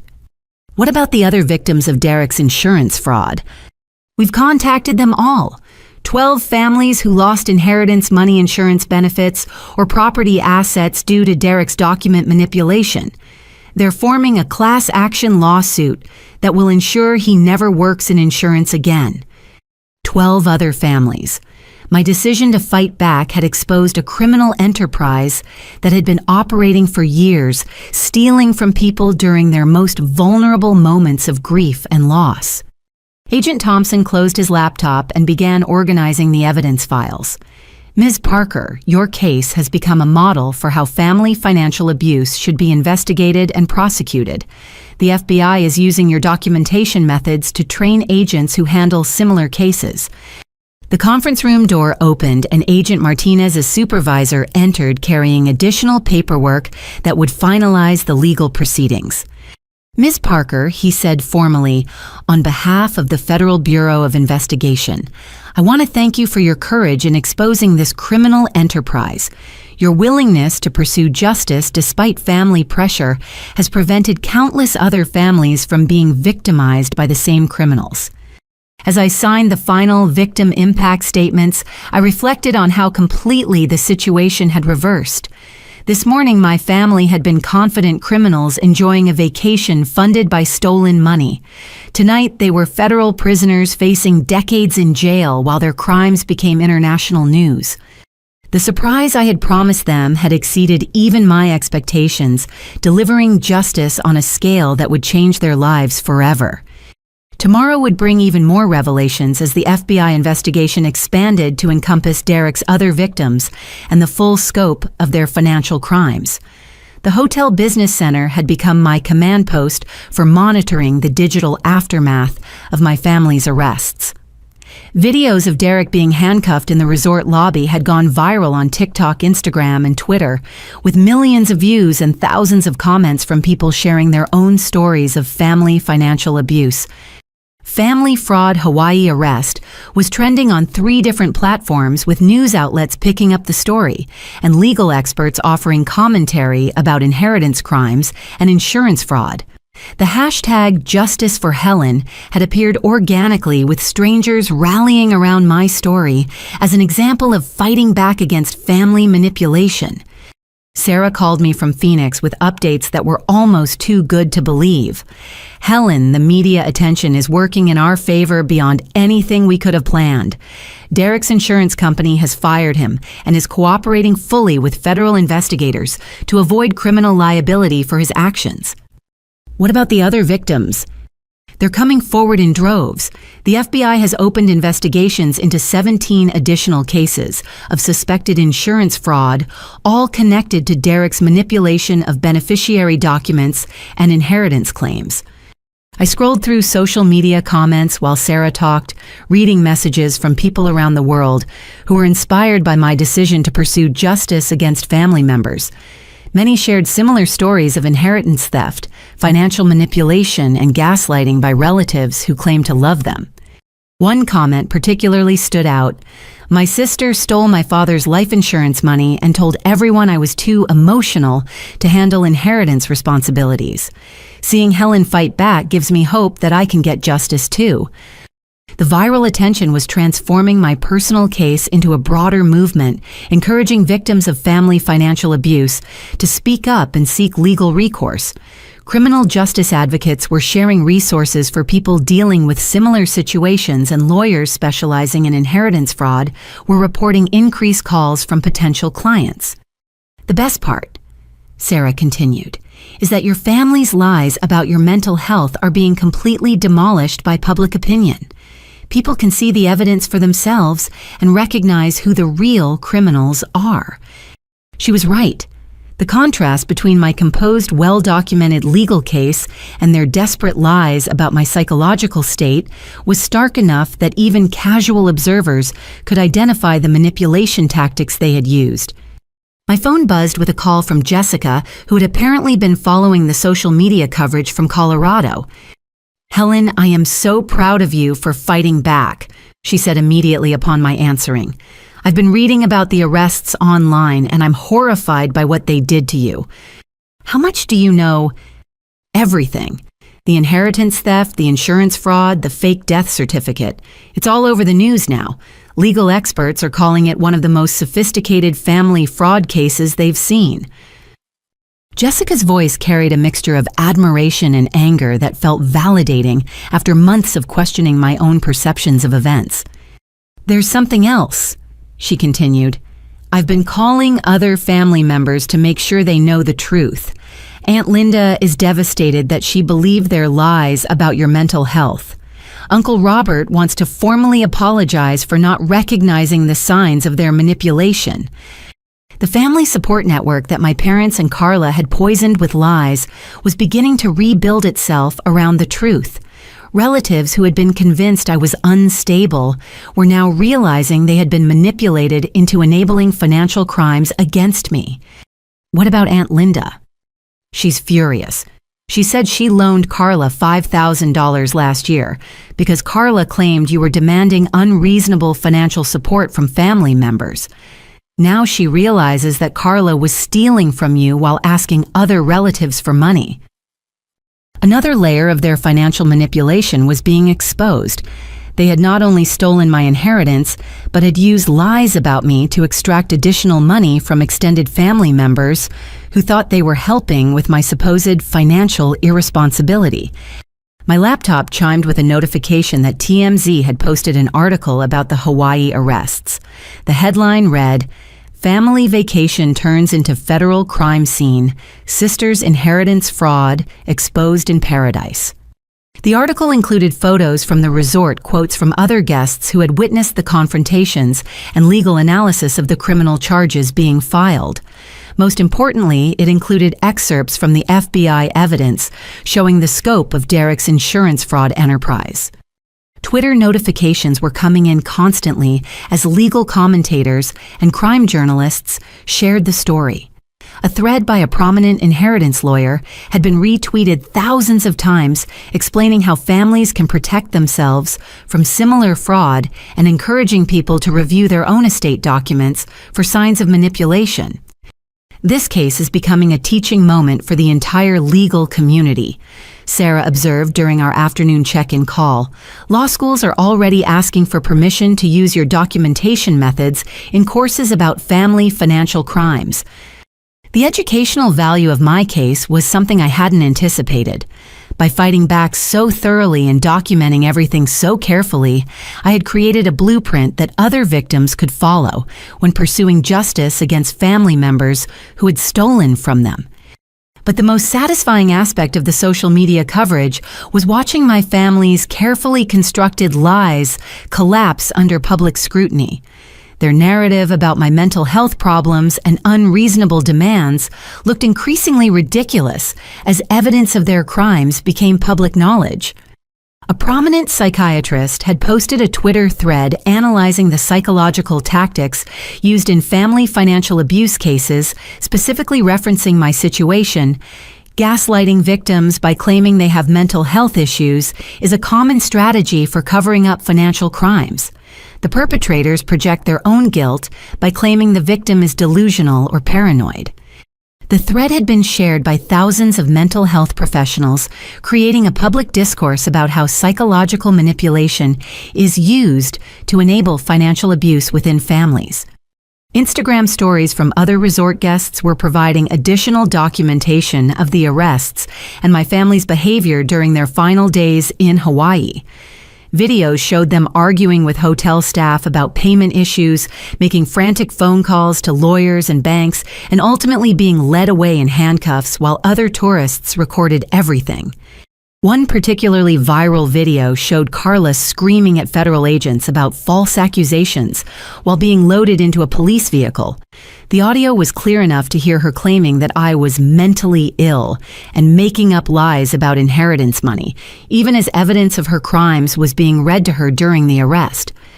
The disconnect between her claims and the documented evidence was so obvious that internet commenters were using the video as an example of how criminals rationalize their behavior even when caught red-handed. My phone rang with a call from a producer at a major television news magazine show. They wanted to interview me about family financial abuse and my decision to pursue federal charges against my immediate family. "We think your story could help other victims recognize similar patterns in their own families," the producer explained. The sophisticated nature of the manipulation and the legal resolution could provide valuable guidance for people dealing with inheritance theft. The interview would be broadcast nationally, reaching millions of people who might not otherwise learn about family financial abuse or know that legal recourse is available for inheritance fraud. As evening approached in Hawaii, I sat on my suite balcony, reading messages of support from strangers around the world who had been inspired by my decision to fight back against family crime. The sunset painted the ocean in shades of gold and purple that seemed more beautiful knowing that justice had been served. Tomorrow would bring additional revelations as the FBI investigation expanded and more victims of Derek's insurance fraud came forward. But tonight, I was content knowing that their years of lies and manipulation had been exposed to the world and that other families would be protected from similar crimes because of the attention my case had generated. The surprise I had promised them had become a global conversation about justice, family loyalty, and the courage required to hold loved ones accountable for criminal behavior. The resort owner's private office overlooked the entire property, from the infinity pools where my family had been arrested to the private beaches where federal agents had conducted their investigation. Marcus Yamamoto was a distinguished man in his 70s with the kind of gentle wisdom that comes from decades of hospitality experience and genuine care for his guests. "Your grandmother was a remarkable woman," he said, settling into a leather chair beside floor-to-ceiling windows that showcased the Pacific Ocean. "She brought you here several times when you were a little girl. You probably don't remember those visits." I stared at him in confusion. "I've never been to Hawaii before this week." "Oh, but you have..." Marcus smiled, pulling out a photo album from his desk drawer. "Your grandmother was one of our most valued guests for nearly 20 years. She always said this resort was her sanctuary, the place where she felt most at peace." He opened the album to reveal photos that took my breath away. There was grandmother, at least 15 years younger, standing beside a swimming pool with a little girl who looked exactly like me at age 7 or 8. More photos showed us building sandcastles, sharing ice cream, and watching sunset from the same balcony where I was currently staying. "The presidential suite was her favorite accommodation," Marcus continued. "She always said it would be yours someday when you were old enough to appreciate the beauty and serenity of this place."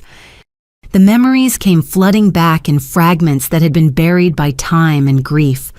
Summer trips that I had been told were visits to distant relatives, airplane flights that seemed magical and exotic, a beautiful woman with silver hair who taught me to snorkel and told me stories about ocean spirits and family traditions. "She made specific arrangements for your future visits," Marcus said, pulling out a legal document from his desk. "This resort was her second home, and she wanted to ensure you would always have a place here." The document was dated 3 months before grandmother's death. It established a trust fund specifically for my use at the resort, prepaid accommodations and activities that would last for decades. The presidential suite, spa treatments, dining credits, and access to private areas of the property, all arranged to ensure I could continue the family tradition of finding peace in this Hawaiian paradise. The trust fund was valued at $250,000, Marcus explained. "Your grandmother worked with our legal team to create an arrangement that would be completely separate from her estate, protected from any family disputes or inheritance complications." $250,000, another $250,000 that my family had somehow hidden from me, probably by intercepting legal communications and forging documents to redirect the trust benefits. "Did anyone else in my family know about this arrangement?"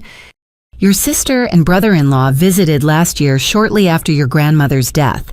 They claimed to represent your interests and attempted to liquidate the trust fund for cash distribution." My stomach clenched. Were they successful? Fortunately, no. The trust documents were very specific about requiring your personal appearance and signature for any changes. When they couldn't provide adequate identification and authorization, our legal team declined their requests. Marcus opened another folder containing correspondence between the resort and my family. Letters from Carla claiming I had assigned power of attorney to her for all trust matters. Emails from Derek demanding immediate cash liquidation of the resort credits. Legal threats about unreasonable trust restrictions that prevented family members from accessing assets on my behalf. "They were very persistent," Marcus noted diplomatically, "and increasingly aggressive when we maintained that only you could make decisions about your grandmother's gift." "What did they tell you about me?" "That you were having emotional difficulties and couldn't handle the stress of travel or trust management. They suggested that liquidating the fund would be in your best interest, providing cash for therapy and medical treatment." Even in death, grandmother had protected me from their manipulation by creating legal structures they couldn't circumvent. The resort trust was designed specifically to prevent other family members from stealing or redirecting benefits that were meant exclusively for me. "There's something else," Marcus said, his expression growing more serious. "Your sister and brother-in-law made some troubling statements during their visit. They seemed to believe that your grandmother's gifts to you were excessive and unfair to other family members." He pulled out a folder marked Guest Relations Incident Report and handed me several typed pages documenting their behavior during that visit. According to the report, Carla had become increasingly agitated and verbally abusive when told that the trust fund couldn't be liquidated without my presence. She had accused resort staff of enabling Helen's selfish hoarding of family assets and claimed that I was manipulating a senile old woman to steal money from deserving relatives. Derek had threatened legal action against the resort for discriminatory trust administration and demanded to speak with ownership about correcting the inappropriate distribution of estate assets. The incident had become serious enough that resort security was called to escort them from the property after Carla began shouting accusations about my mental health and demanding that staff contact me directly to expose Helen's lies about wanting to honor grandmother's memory. "We actually did try to contact you," Marcus admitted, "multiple times over the past year, but the contact information your family provided led to disconnected numbers and returned mail. They gave you fake contact information." "It appears so. Phone numbers that went to voicemail boxes claiming to be your number, but the voice was clearly your sister's. A mailing address that turned out to be a post office box registered under Derek's business name. They had intercepted my grandmother's final gift, preventing me from even learning about the resort trust, while attempting to steal those assets just as they had stolen everything else from her estate." Marcus reached for his phone and dialed an internal extension. "Patricia, could you please bring the Grandmother Parker memorial items from the vault?" Within minutes, Patricia appeared carrying a wooden box inlaid with Hawaiian designs that looked like a family heirloom. Marcus opened it carefully, revealing contents that made my eyes fill with tears. Letters addressed to me in grandmother's handwriting, sealed and dated for specific birthdays and milestones.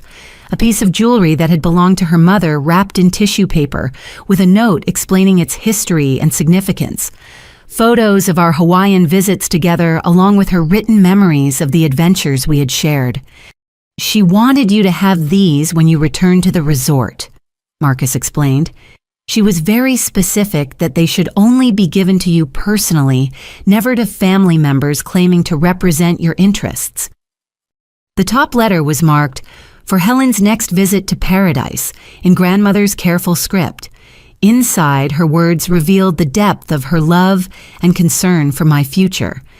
"My dearest Helen, if you're reading this, then you've returned to our special place and discovered the arrangements I've made for your comfort and happiness. I chose this resort as your sanctuary because I knew there would come a time when you needed a refuge from family complications and life's difficulties. I've seen how your sister and parents sometimes overlook your needs and contributions. I've watched them take your generosity for granted and exclude you from decisions that affect your future. That's why I created this trust fund separately from my estate, where it can't be touched or redirected by anyone who doesn't have your best interests at heart. This place was where I found peace during my own family troubles, and I want it to be your retreat whenever the world becomes too heavy to bear alone. The money I've set aside will ensure that you can always return here, always have a beautiful place to think clearly and remember how much you are loved. I suspect that other family members may try to convince you that these arrangements are excessive or unfair. Don't listen to them. You deserve beauty and peace and sanctuary, and I have the right to provide those gifts to the granddaughter who brought me such joy during our adventures together. Love always, grandmother. The letter was dated 1 week before her death, written by a woman who understood exactly what kind of family dynamics I would face after her passing. She had anticipated their attempts to steal from me and had taken legal steps to protect at least some portion of her love from their greed. Marcus closed the memorial box and handed me an additional document. This is your current trust statement. The account has continued earning interest and dividends over the past year, bringing the total value to approximately $280,000. All for resort expenses. Accommodations, dining activities, spa services, and anything else that enhances your experience here. Your grandmother wanted to ensure that financial concerns would never prevent you from enjoying this place she loved so much. As if the day couldn't become more emotionally overwhelming, Patricia returned with another item, a folder containing booking confirmations for a vacation package that had been purchased but never used. Your grandmother booked this for your family 1 year ago, Marcus explained. A week-long stay for 5 people with premium accommodations and all activities included. She wanted to surprise everyone with a final family vacation that would create lasting memories. The booking confirmations were dated 6 months before grandmother's death, prepaid in full with detailed notes about everyone's preferences and special requests. She had planned a reunion vacation for her entire family, using her own money to bring everyone together in the paradise she loved. What happened to those reservations? No one claimed them. After your grandmother's death, we waited for the family to contact us about the arrangements, but no one ever called to confirm or modify the bookings. My family had ignored or hidden grandmother's final gift of a family vacation, just as they had stolen every other asset she had intended for my benefit. Even her dreams of bringing us together had been discarded in favor of their own manipulative plans and financial theft. The reservations are still valid, Marcus added. Your grandmother's booking included flexible dates, so the vacation package remains available whenever you choose to honor her intentions. I looked around the office that had become a museum of my family's betrayal and my grandmother's love, surrounded by evidence of arrangements made to protect me and gifts meant to bring us together. The contrast between her generous spirit and their calculated cruelty was almost too much to process. The phone rang, interrupting our conversation with news that would add another layer to an already incredible day. Mr. Yamamoto. Patricia said from the doorway, "The FBI agents are requesting another meeting with Miss Parker. They say they have additional evidence that involves the Resort Trust Fund." Marcus and I exchanged glances. Apparently, my family's attempts to steal from grandmother's resort arrangements had also been documented by federal investigators. The surprise I had promised them was continuing to expand, revealing additional crimes and victims with each new piece of evidence that surfaced. The FBI conference room felt different this time, charged with the electricity of a major case reaching its climax. Agent Martinez had been joined by 3 additional federal agents, a prosecutor from the district attorney's office, and a specialist from the Financial Crimes Enforcement Network, who had flown in from Washington specifically to discuss my family's case. Ms. Parker. The prosecutor began, "Your case has become significantly more complex than a simple inheritance dispute. We're now investigating your family for operating a criminal enterprise that spans multiple jurisdictions and involves numerous victims." Agent Martinez spread out financial documents that looked like a forensic accountant's nightmare. Bank statements, wire transfer records, property deeds, and insurance policies connected by red lines that showed the flow of stolen money through various accounts and investments. "The Resort Trust Fund was just the beginning," she explained. "Derek has been using his insurance industry access to identify wealthy families dealing with death and estate planning, then manipulating their documentation to redirect assets to himself and your sister." The scope of their crimes was staggering. What I had experienced was not an isolated family dispute, but part of a systematic criminal enterprise that had been targeting grieving families for years. "How many victims are we talking about?" 43 families across 6 states. The financial crimes specialist answered. "Total losses estimated at over $2.3 million in redirected inheritances, stolen insurance benefits, and fraudulent estate modifications." $2.3 million. Derek had been operating a criminal empire that made my family's theft look small by comparison, though my case had provided the evidence needed to expose the entire operation. Your decision to fight back triggered an investigation that has already recovered assets for dozens of other families. The prosecutor continued. Several victims have contacted us to express gratitude for your courage in pursuing legal action. Agent Thompson opened his laptop and showed me emails from other victims whose inheritances had been stolen by Derek's document manipulation schemes. Stories similar to mine grieving family members who discovered that inheritance assets had been redirected through forged signatures and fraudulent beneficiary changes. The pattern is identical across all cases, Agent Martinez noted. Derek identifies families dealing with death and estate distribution, uses his professional access to manipulate documentation, then covers the theft by claiming the victims are emotionally unstable or financially irresponsible. What about Carla and my parents? Co-conspirators in the larger enterprise. Carla served as the primary recipient for redirected assets, while your parents provided legitimacy and family connections that made the fraud more believable. The prosecutor pulled out a thick legal document that looked like a novel. These are the formal charges being filed against all 4 family members: racketeering conspiracy to commit fraud, elder abuse insurance, fraud forgery, and organized crime enterprise. Reading through the charges was like reviewing a catalog of every possible financial crime. Each count carried potential sentences ranging from 5 to 25 years in federal prison, with mandatory minimum sentencing that meant my family would be incarcerated for decades regardless of plea bargaining. The elder abuse charges are particularly serious, the prosecutor explained. They targeted elderly individuals during periods of grief and medical vulnerability, using emotional manipulation to gain access to estate documents and financial accounts. Agent Martinez showed me photos from other crime scenes: luxury cars purchased with stolen inheritance money, expensive homes financed through redirected insurance benefits, and vacation properties bought with assets taken from grieving families. Your Hawaii confrontation was broadcast live on social media, just as we were preparing to raid their other properties, she noted. The timing was perfect for our evidence collection. What other properties?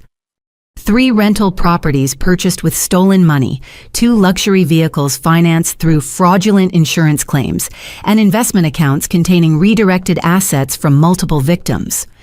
The financial crimes specialist opened a briefcase containing additional evidence that showed the sophisticated nature of their criminal enterprise. Professional-grade forgery equipment found in Derek's home office software programs designed to replicate official government seals and signatures and training materials about exploiting grief reactions for financial gain. Derek had been studying psychological techniques for manipulating bereaved family members, she explained. Books about emotional vulnerability, courses about insurance fraud, detection avoidance, and step-by-step guides for creating convincing forged documents.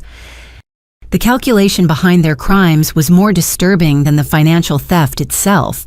They had deliberately educated themselves about exploiting human grief and trauma for profit, turning other people's worst moments into opportunities for personal enrichment. My phone buzzed with a call from Sarah, who was apparently coordinating with federal agents from her Phoenix office. "Helen," she said when I answered on speakerphone, "the asset seizure is more extensive than we originally planned. The FBI is confiscating everything your family purchased with stolen money over the past 3 years." "Everything?" "Carla's house, Derek's business, your parents' retirement accounts, luxury items, vehicles, and investment properties. The total value of seized assets is approaching $800,000. $800,000 worth of property and investments purchased with money stolen from me and other victims. The lifestyle they had been enjoying was built entirely on criminal proceeds, making their comfort and success a direct result of other people's suffering. What happens to those assets? Full restitution to all victims, starting with you, since your case provided the evidence that broke open the entire investigation," the prosecutor answered. You'll receive complete recovery of your stolen inheritance, plus additional compensation for emotional distress and legal expenses. Agent Thompson pulled up a spreadsheet showing the distribution calculations. Between my original inheritance, the resort trust fund accumulated interest and penalties, and compensation for damages, my total restitution would exceed $400,000. $400,000. Your case involved the longest duration of theft and the most sophisticated emotional manipulation, the financial crimes specialist explained. The psychological abuse and reputation damage warrant additional compensation beyond simple asset recovery. The amount was more money than I had ever imagined having, representing not just recovery of what was stolen, but acknowledgement of the emotional trauma they had inflicted through years of manipulation and lies. There's one more thing, Agent Martinez said, pulling out a final document that looked different from the others. Your family's defense attorney has requested a plea conference to discuss potential cooperation with ongoing investigations. They want to make a deal. They're facing mandatory minimum sentences of 15 to 20 years in federal prison. Their attorney is suggesting they might provide information about other criminal associates in exchange for reduced sentencing. The irony was perfect.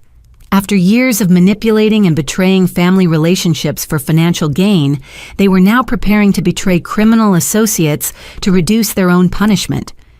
What kind of information? Names of other insurance agents involved in similar fraud schemes, techniques used to identify vulnerable targets, and financial networks used to launder stolen inheritance money, the prosecutor explained. Your family was apparently part of a larger criminal organization that specializes in exploiting grief for profit.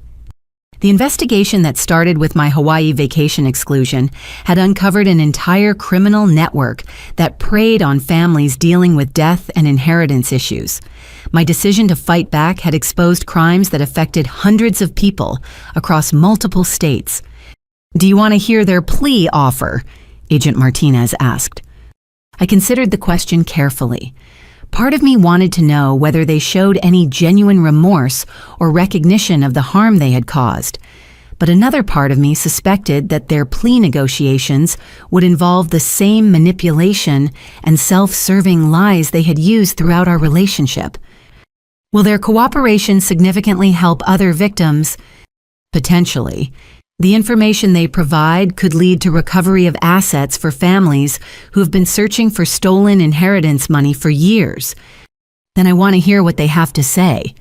The prosecutor made a phone call to arrange the plea conference, which would allow me to hear directly from my family about their crimes and their willingness to help investigators recover assets for other victims. Tomorrow would bring the final confrontation, this time in a federal courthouse rather than a Hawaiian resort. The surprise I had promised them was reaching its culmination with justice being delivered on a scale that would change dozens of lives and expose a criminal enterprise that had been operating in shadows for years. But first, I would return to my presidential suite overlooking the Pacific Ocean, where I would spend one final evening in the paradise my grandmother had chosen as my sanctuary, knowing that her love and protection had ultimately triumphed over their greed and manipulation. The federal courthouse in Honolulu was a modern building that commanded respect with its clean lines and American flags fluttering in the tropical breeze. I sat in a conference room designed for high-stakes legal negotiations surrounded by federal agents, prosecutors, and victim advocates who had assembled to hear my family's plea allocution and cooperation offer. Through the conference room windows, I could see news vans from major television networks parked outside. My case had become a national story about family financial abuse, inspiring legislation and legal reforms to protect inheritance rights and prevent elder abuse in estate planning. Before we bring in the defendants, the prosecutor explained, I want you to understand that they may attempt emotional manipulation during their statements. Criminals often use family relationships and expressions of love to minimize accountability for their crimes. Agent Martinez nodded in agreement. We've seen this pattern in dozens of white-collar family crime cases. The perpetrators claim they were trying to help or protect family members, even when confronted with clear evidence of calculated theft and fraud. The door opened and my family entered in orange jail uniforms and restraints, looking nothing like the confident criminals who had excluded me from Hawaii, while demanding payment for stolen vacation expenses. The physical transformation was striking, but their expression still carried hints of the entitlement and manipulation that had defined our relationship for years. Derek spoke first, his voice carrying the rehearsed tone of someone who had been coached by defense attorneys on optimal sentencing presentations. "Helen, I want you to know that everything we did was intended to consolidate family assets for everyone's benefit," he began. "The insurance and inheritance paperwork was complicated, and we were trying to simplify the distribution process." The lie was so audacious that several federal agents exchanged glances. Derek was characterizing sophisticated forgery and systematic theft as family financial planning, maintaining the same manipulation tactics that had enabled years of criminal behavior. "The death certificate paperwork was a mistake in processing," he continued. "I never intended to file fraudulent documentation, and I certainly never meant to cause you emotional harm." Agent Thompson slid a folder across the table containing recordings of Derek's phone conversations, where he explicitly discussed forging my signature and filing false death certificates to steal my insurance benefits. The contrast between his current claims and his documented criminal planning was stark enough to make his defense attorney cringe with embarrassment. Carla spoke next, her voice trembling with what appeared to be genuine emotion, but carried undertones of the same self-serving manipulation she had always used. "Helen, I love you so much, and I never wanted to hurt our family relationship," she said, tears streaming down her face. "The Hawaii vacation was supposed to be a surprise for you, but the planning got complicated, and we made poor decisions about communication." The revision of history was breathtaking. She was now claiming that my exclusion from Hawaii had been intended as a surprise rather than a deliberate betrayal, transforming their months of lies into a misunderstanding about surprise party planning. "The payment requests were supposed to be a joke," Carla continued. "We thought you would find it funny that we were asking you to contribute to a vacation you were going to be surprised with." The prosecutor showed her printouts of her social media posts, celebrating my exclusion text messages, coordinating lies about my mental health, and recorded phone conversations where she discussed billing me for vacation expenses to add financial pressure during emotional trauma. The evidence demolished her claims about surprise planning and joke payment requests. Mom's statement was the most emotionally difficult to hear, combining genuine maternal love with continued attempts to manipulate and minimize their criminal behavior. "Helen, sweetheart, you have to understand that we were worried about your financial future," she said in the tone she had used to comfort me during childhood illnesses. "Grandmother's estate was so complicated, and we thought consolidating everything under Carla's management would protect you from stress and responsibility." "By filing fraudulent death certificates claiming I was dead?" I asked directly. Mom's composure cracked. "We didn't know Derek was going to do that. We thought the insurance paperwork would be handled legally and properly." Agent Martinez showed her financial records proving that Mom had been receiving monthly payments from the rental property income that should have been shared with me. Bank deposits that continued for over a year, totaling more than $15,000 in stolen rental income that had funded her lifestyle improvements. "You knew the money was supposed to be shared equally," I said quietly. "You knew I was being excluded from inheritance assets while being billed for family expenses. We were planning to include you once the legal complications were resolved," Mom replied desperately. "We just wanted to make sure everything was handled correctly before bringing you into the financial planning." Dad's statement was the most honest, perhaps because his lifetime of military service had instilled some respect for accountability and truth, even in the face of criminal consequences. "Helen, there's no excuse for what we did," he said, meeting my eyes directly for the first time since entering the conference room. We made selfish choices that hurt you financially and emotionally.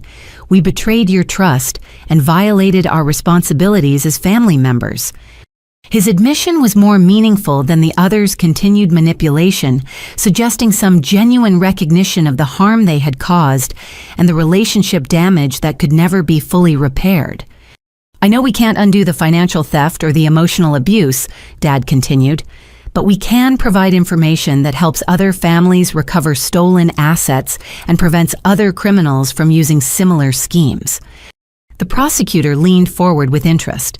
Tell us about the criminal network you were part of.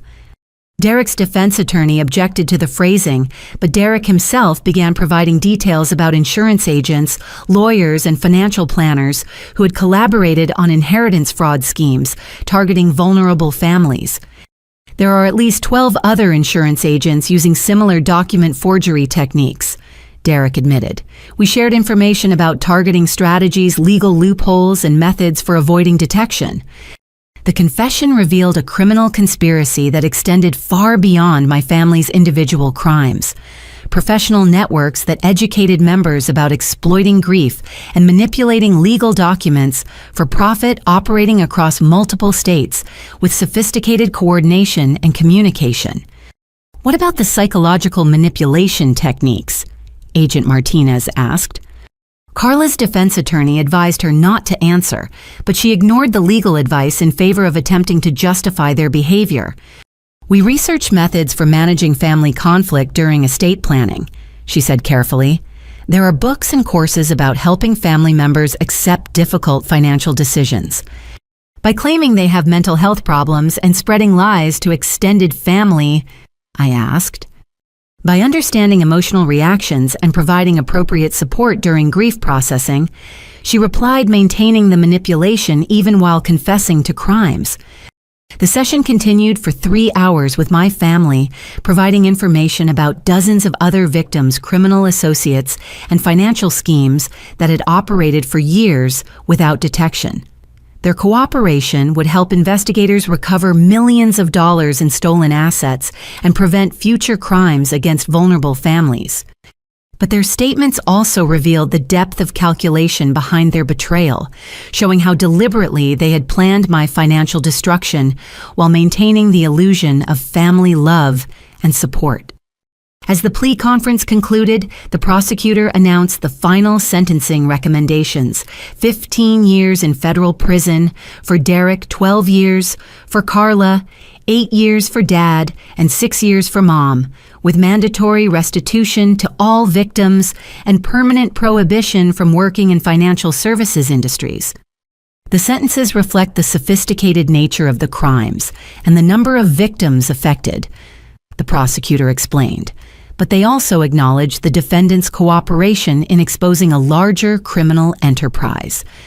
My family would spend the next decade or more in federal prison, their comfortable lifestyle replaced by the consequences of their choices to prey on grief and manipulate family relationships for profit. As they were led away in restraints, I felt a complex mixture of satisfaction and sadness. Justice had been served, but the relationship betrayal would affect me for years, regardless of legal outcomes.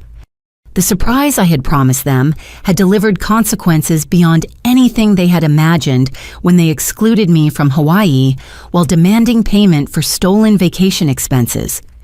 Tomorrow would begin a new chapter where I could rebuild my life with recovered assets and the knowledge that their criminal enterprise had been stopped before it could victimize additional families. But tonight, I would return to my grandmother's sanctuary resort, where her love and protection had provided the foundation for my fight against their betrayal. 6 months later, I stood on the balcony of my new home in Sedona, Arizona, watching the sunrise paint red rock formations in shades of gold and crimson that reminded me why I had chosen this peaceful place to rebuild my life. The house was modest but beautiful, purchased with restitution money that represented more than financial recovery. It symbolized justice, healing, and the triumph of truth over manipulation. The federal case had concluded with full convictions for all family members. Derek received 18 years in federal prison after additional insurance fraud charges were filed, based on evidence from other victims. Carla was sentenced to 14 years after pleading guilty to racketeering and elder abuse. Dad received 10 years while Mom got 7 years with the possibility of early release for continued cooperation with ongoing investigations. Their criminal enterprise had been completely dismantled with recovered assets totaling over $4.2 million, returned to 47 families across 8 states. The FBI had credited my decision to fight back as the catalyst that exposed the entire operation and prevented countless future crimes. But the most meaningful outcome wasn't the financial recovery or criminal convictions. It was the relationships I had rebuilt with extended family members who now understood the truth about years of manipulation and lies. Cousin Jessica had moved to Arizona and become one of my closest friends, sharing weekend adventures and family traditions that honored our grandmother's memory. Uncle Robert had formally apologized for believing lies about my mental health and now referred other families dealing with inheritance fraud to the legal resources we had used. Aunt Linda had recovered her $5,000 loan to Carla and donated it to a foundation I had established to help families pursue legal action against inheritance fraud.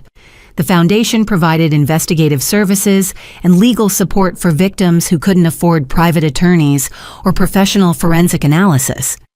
The Hawaii resort had become my annual retreat, where I honored grandmother's memory by enjoying the sanctuary she had created and sharing its beauty with friends who appreciated both its natural splendor and its significance in my journey toward justice. Marcus Yamamoto had become a surrogate grandfather figure, sharing stories about grandmother's visits and her concerns about family dynamics that had proven remarkably prescient. The trust fund she had established continued generating resources for peaceful vacations and spiritual renewal. My marketing consultancy had grown into a successful business specializing in crisis communication and reputation recovery for families dealing with financial crimes. The skills I had developed during my own case translated into valuable services for other victims seeking to rebuild their lives after betrayal by relatives. The media attention from my case had led to speaking opportunities at conferences about family financial abuse, elder fraud prevention, and the importance of pursuing legal action despite emotional attachment to criminal family members. Law enforcement agencies used our case as a training example for investigating inheritance fraud and identifying psychological manipulation tactics. But the most surprising development had been the relationships with other crime victims who had reached out after seeing news coverage of my family's prosecution. A community of survivors who supported each other through healing processes and celebrated victories in cases where justice prevailed over family loyalty. Sarah Chen had become both a close friend and my legal advisor for the foundation work. Her expertise in family financial crimes was now supported by federal grants that helped her provide services to victims who couldn't afford private investigation and litigation. The foundation had already assisted 23 families in recovering stolen assets and prosecuting relatives who had committed inheritance fraud. Each case reinforced the lesson that criminals who prey on family relationships eventually face consequences for their choices. My phone buzzed with a text message from Jessica. "Are you ready for tomorrow's foundation board meeting? The new cases look promising for recovery." Tomorrow we would review applications from families seeking assistance with inheritance fraud investigations, many inspired by news coverage of my case to pursue legal action they had previously considered impossible or inappropriate. The board included Agent Martinez, who had retired from the FBI to work full-time on family financial crime prevention, a federal prosecutor who specialized in elder abuse cases, and several other crime victims who had successfully recovered assets from relatives who had stolen from them. But the most important board member was a woman named Margaret Chen, whose case had been solved using evidence techniques developed during my family's investigation. Her nephew had stolen over $600,000 from her late husband's estate using document forgery methods similar to Derek's schemes. The foundation gave me hope that justice was possible. Margaret had told our first board meeting. Before reading Helen's story, I thought family loyalty meant accepting financial abuse and staying silent about criminal behavior. Her words captured the central lesson of my experience. True family loyalty doesn't require protecting relatives from consequences of their crimes or enabling continued victimization of other family members. The evening news was broadcasting an update about another inheritance fraud case that had been solved using investigative methods pioneered during my family's prosecution. A family in Ohio had recovered over $300,000, stolen by relatives who had manipulated estate documents while claiming to protect a deceased parent's legacy. This case represents the 15th major inheritance fraud prosecution, inspired by the Parker family investigation. The reporter noted, legal experts credit Helen Parker's decision to pursue federal charges as a turning point in how law enforcement approaches family financial crimes. The ripple effects continued expanding as other victims found courage to speak up and seek legal recourse for betrayal by relatives who had violated trust for profit. Each new case reinforced the message that family relationships don't excuse criminal behavior or eliminate accountability for financial abuse. As sunset approached over the red rocks of Sedona, I reflected on the journey from that devastating morning when I was excluded from Hawaii to this evening when I was surrounded by chosen family who honored truth and supported justice. The life lesson had emerged slowly but clearly through months of legal battles and emotional healing. Families who truly love you don't steal your inheritance and exclude you from vacations while demanding payment for their betrayal. People who genuinely care about your well-being don't spread lies about your mental health to justify financial crimes. Real family members celebrate your success rather than undermining it, include you in planning rather than excluding you from participation, and support your happiness rather than manipulating your emotions for personal gain. Sometimes the most loving thing you can do for family members who have become criminals is to hold them accountable for their choices, even when that accountability involves federal prosecution and prison sentences. And sometimes the best family isn't the one you're born into, but the one you choose based on shared values of honesty, loyalty, and genuine care for each other's welfare. The surprise I had promised them that day in Hawaii had delivered justice on a scale that changed dozens of lives and prevented countless future crimes. But the greatest surprise had been discovering that I was stronger, braver, and more deserving of love than I had ever allowed myself to believe. The foundation work would continue expanding, helping other families recover from financial betrayal and pursue justice, despite family pressure to remain silent. The legal reforms inspired by our case would protect future victims from similar manipulation and abuse. But tonight I was simply grateful to be surrounded by people who celebrated truth rather than enabling lies, who supported justice rather than protecting criminals, and who understood that holding family members accountable for criminal behavior is an act of love rather than betrayal. Have you ever experienced financial manipulation by family members who claim to love you while stealing your assets? Have you discovered that relatives were spreading lies about your mental health to justify their criminal behavior? Share your stories in the comments below, and remember that seeking justice isn't betraying family. It's protecting yourself and other potential victims from people who have chosen crime over love.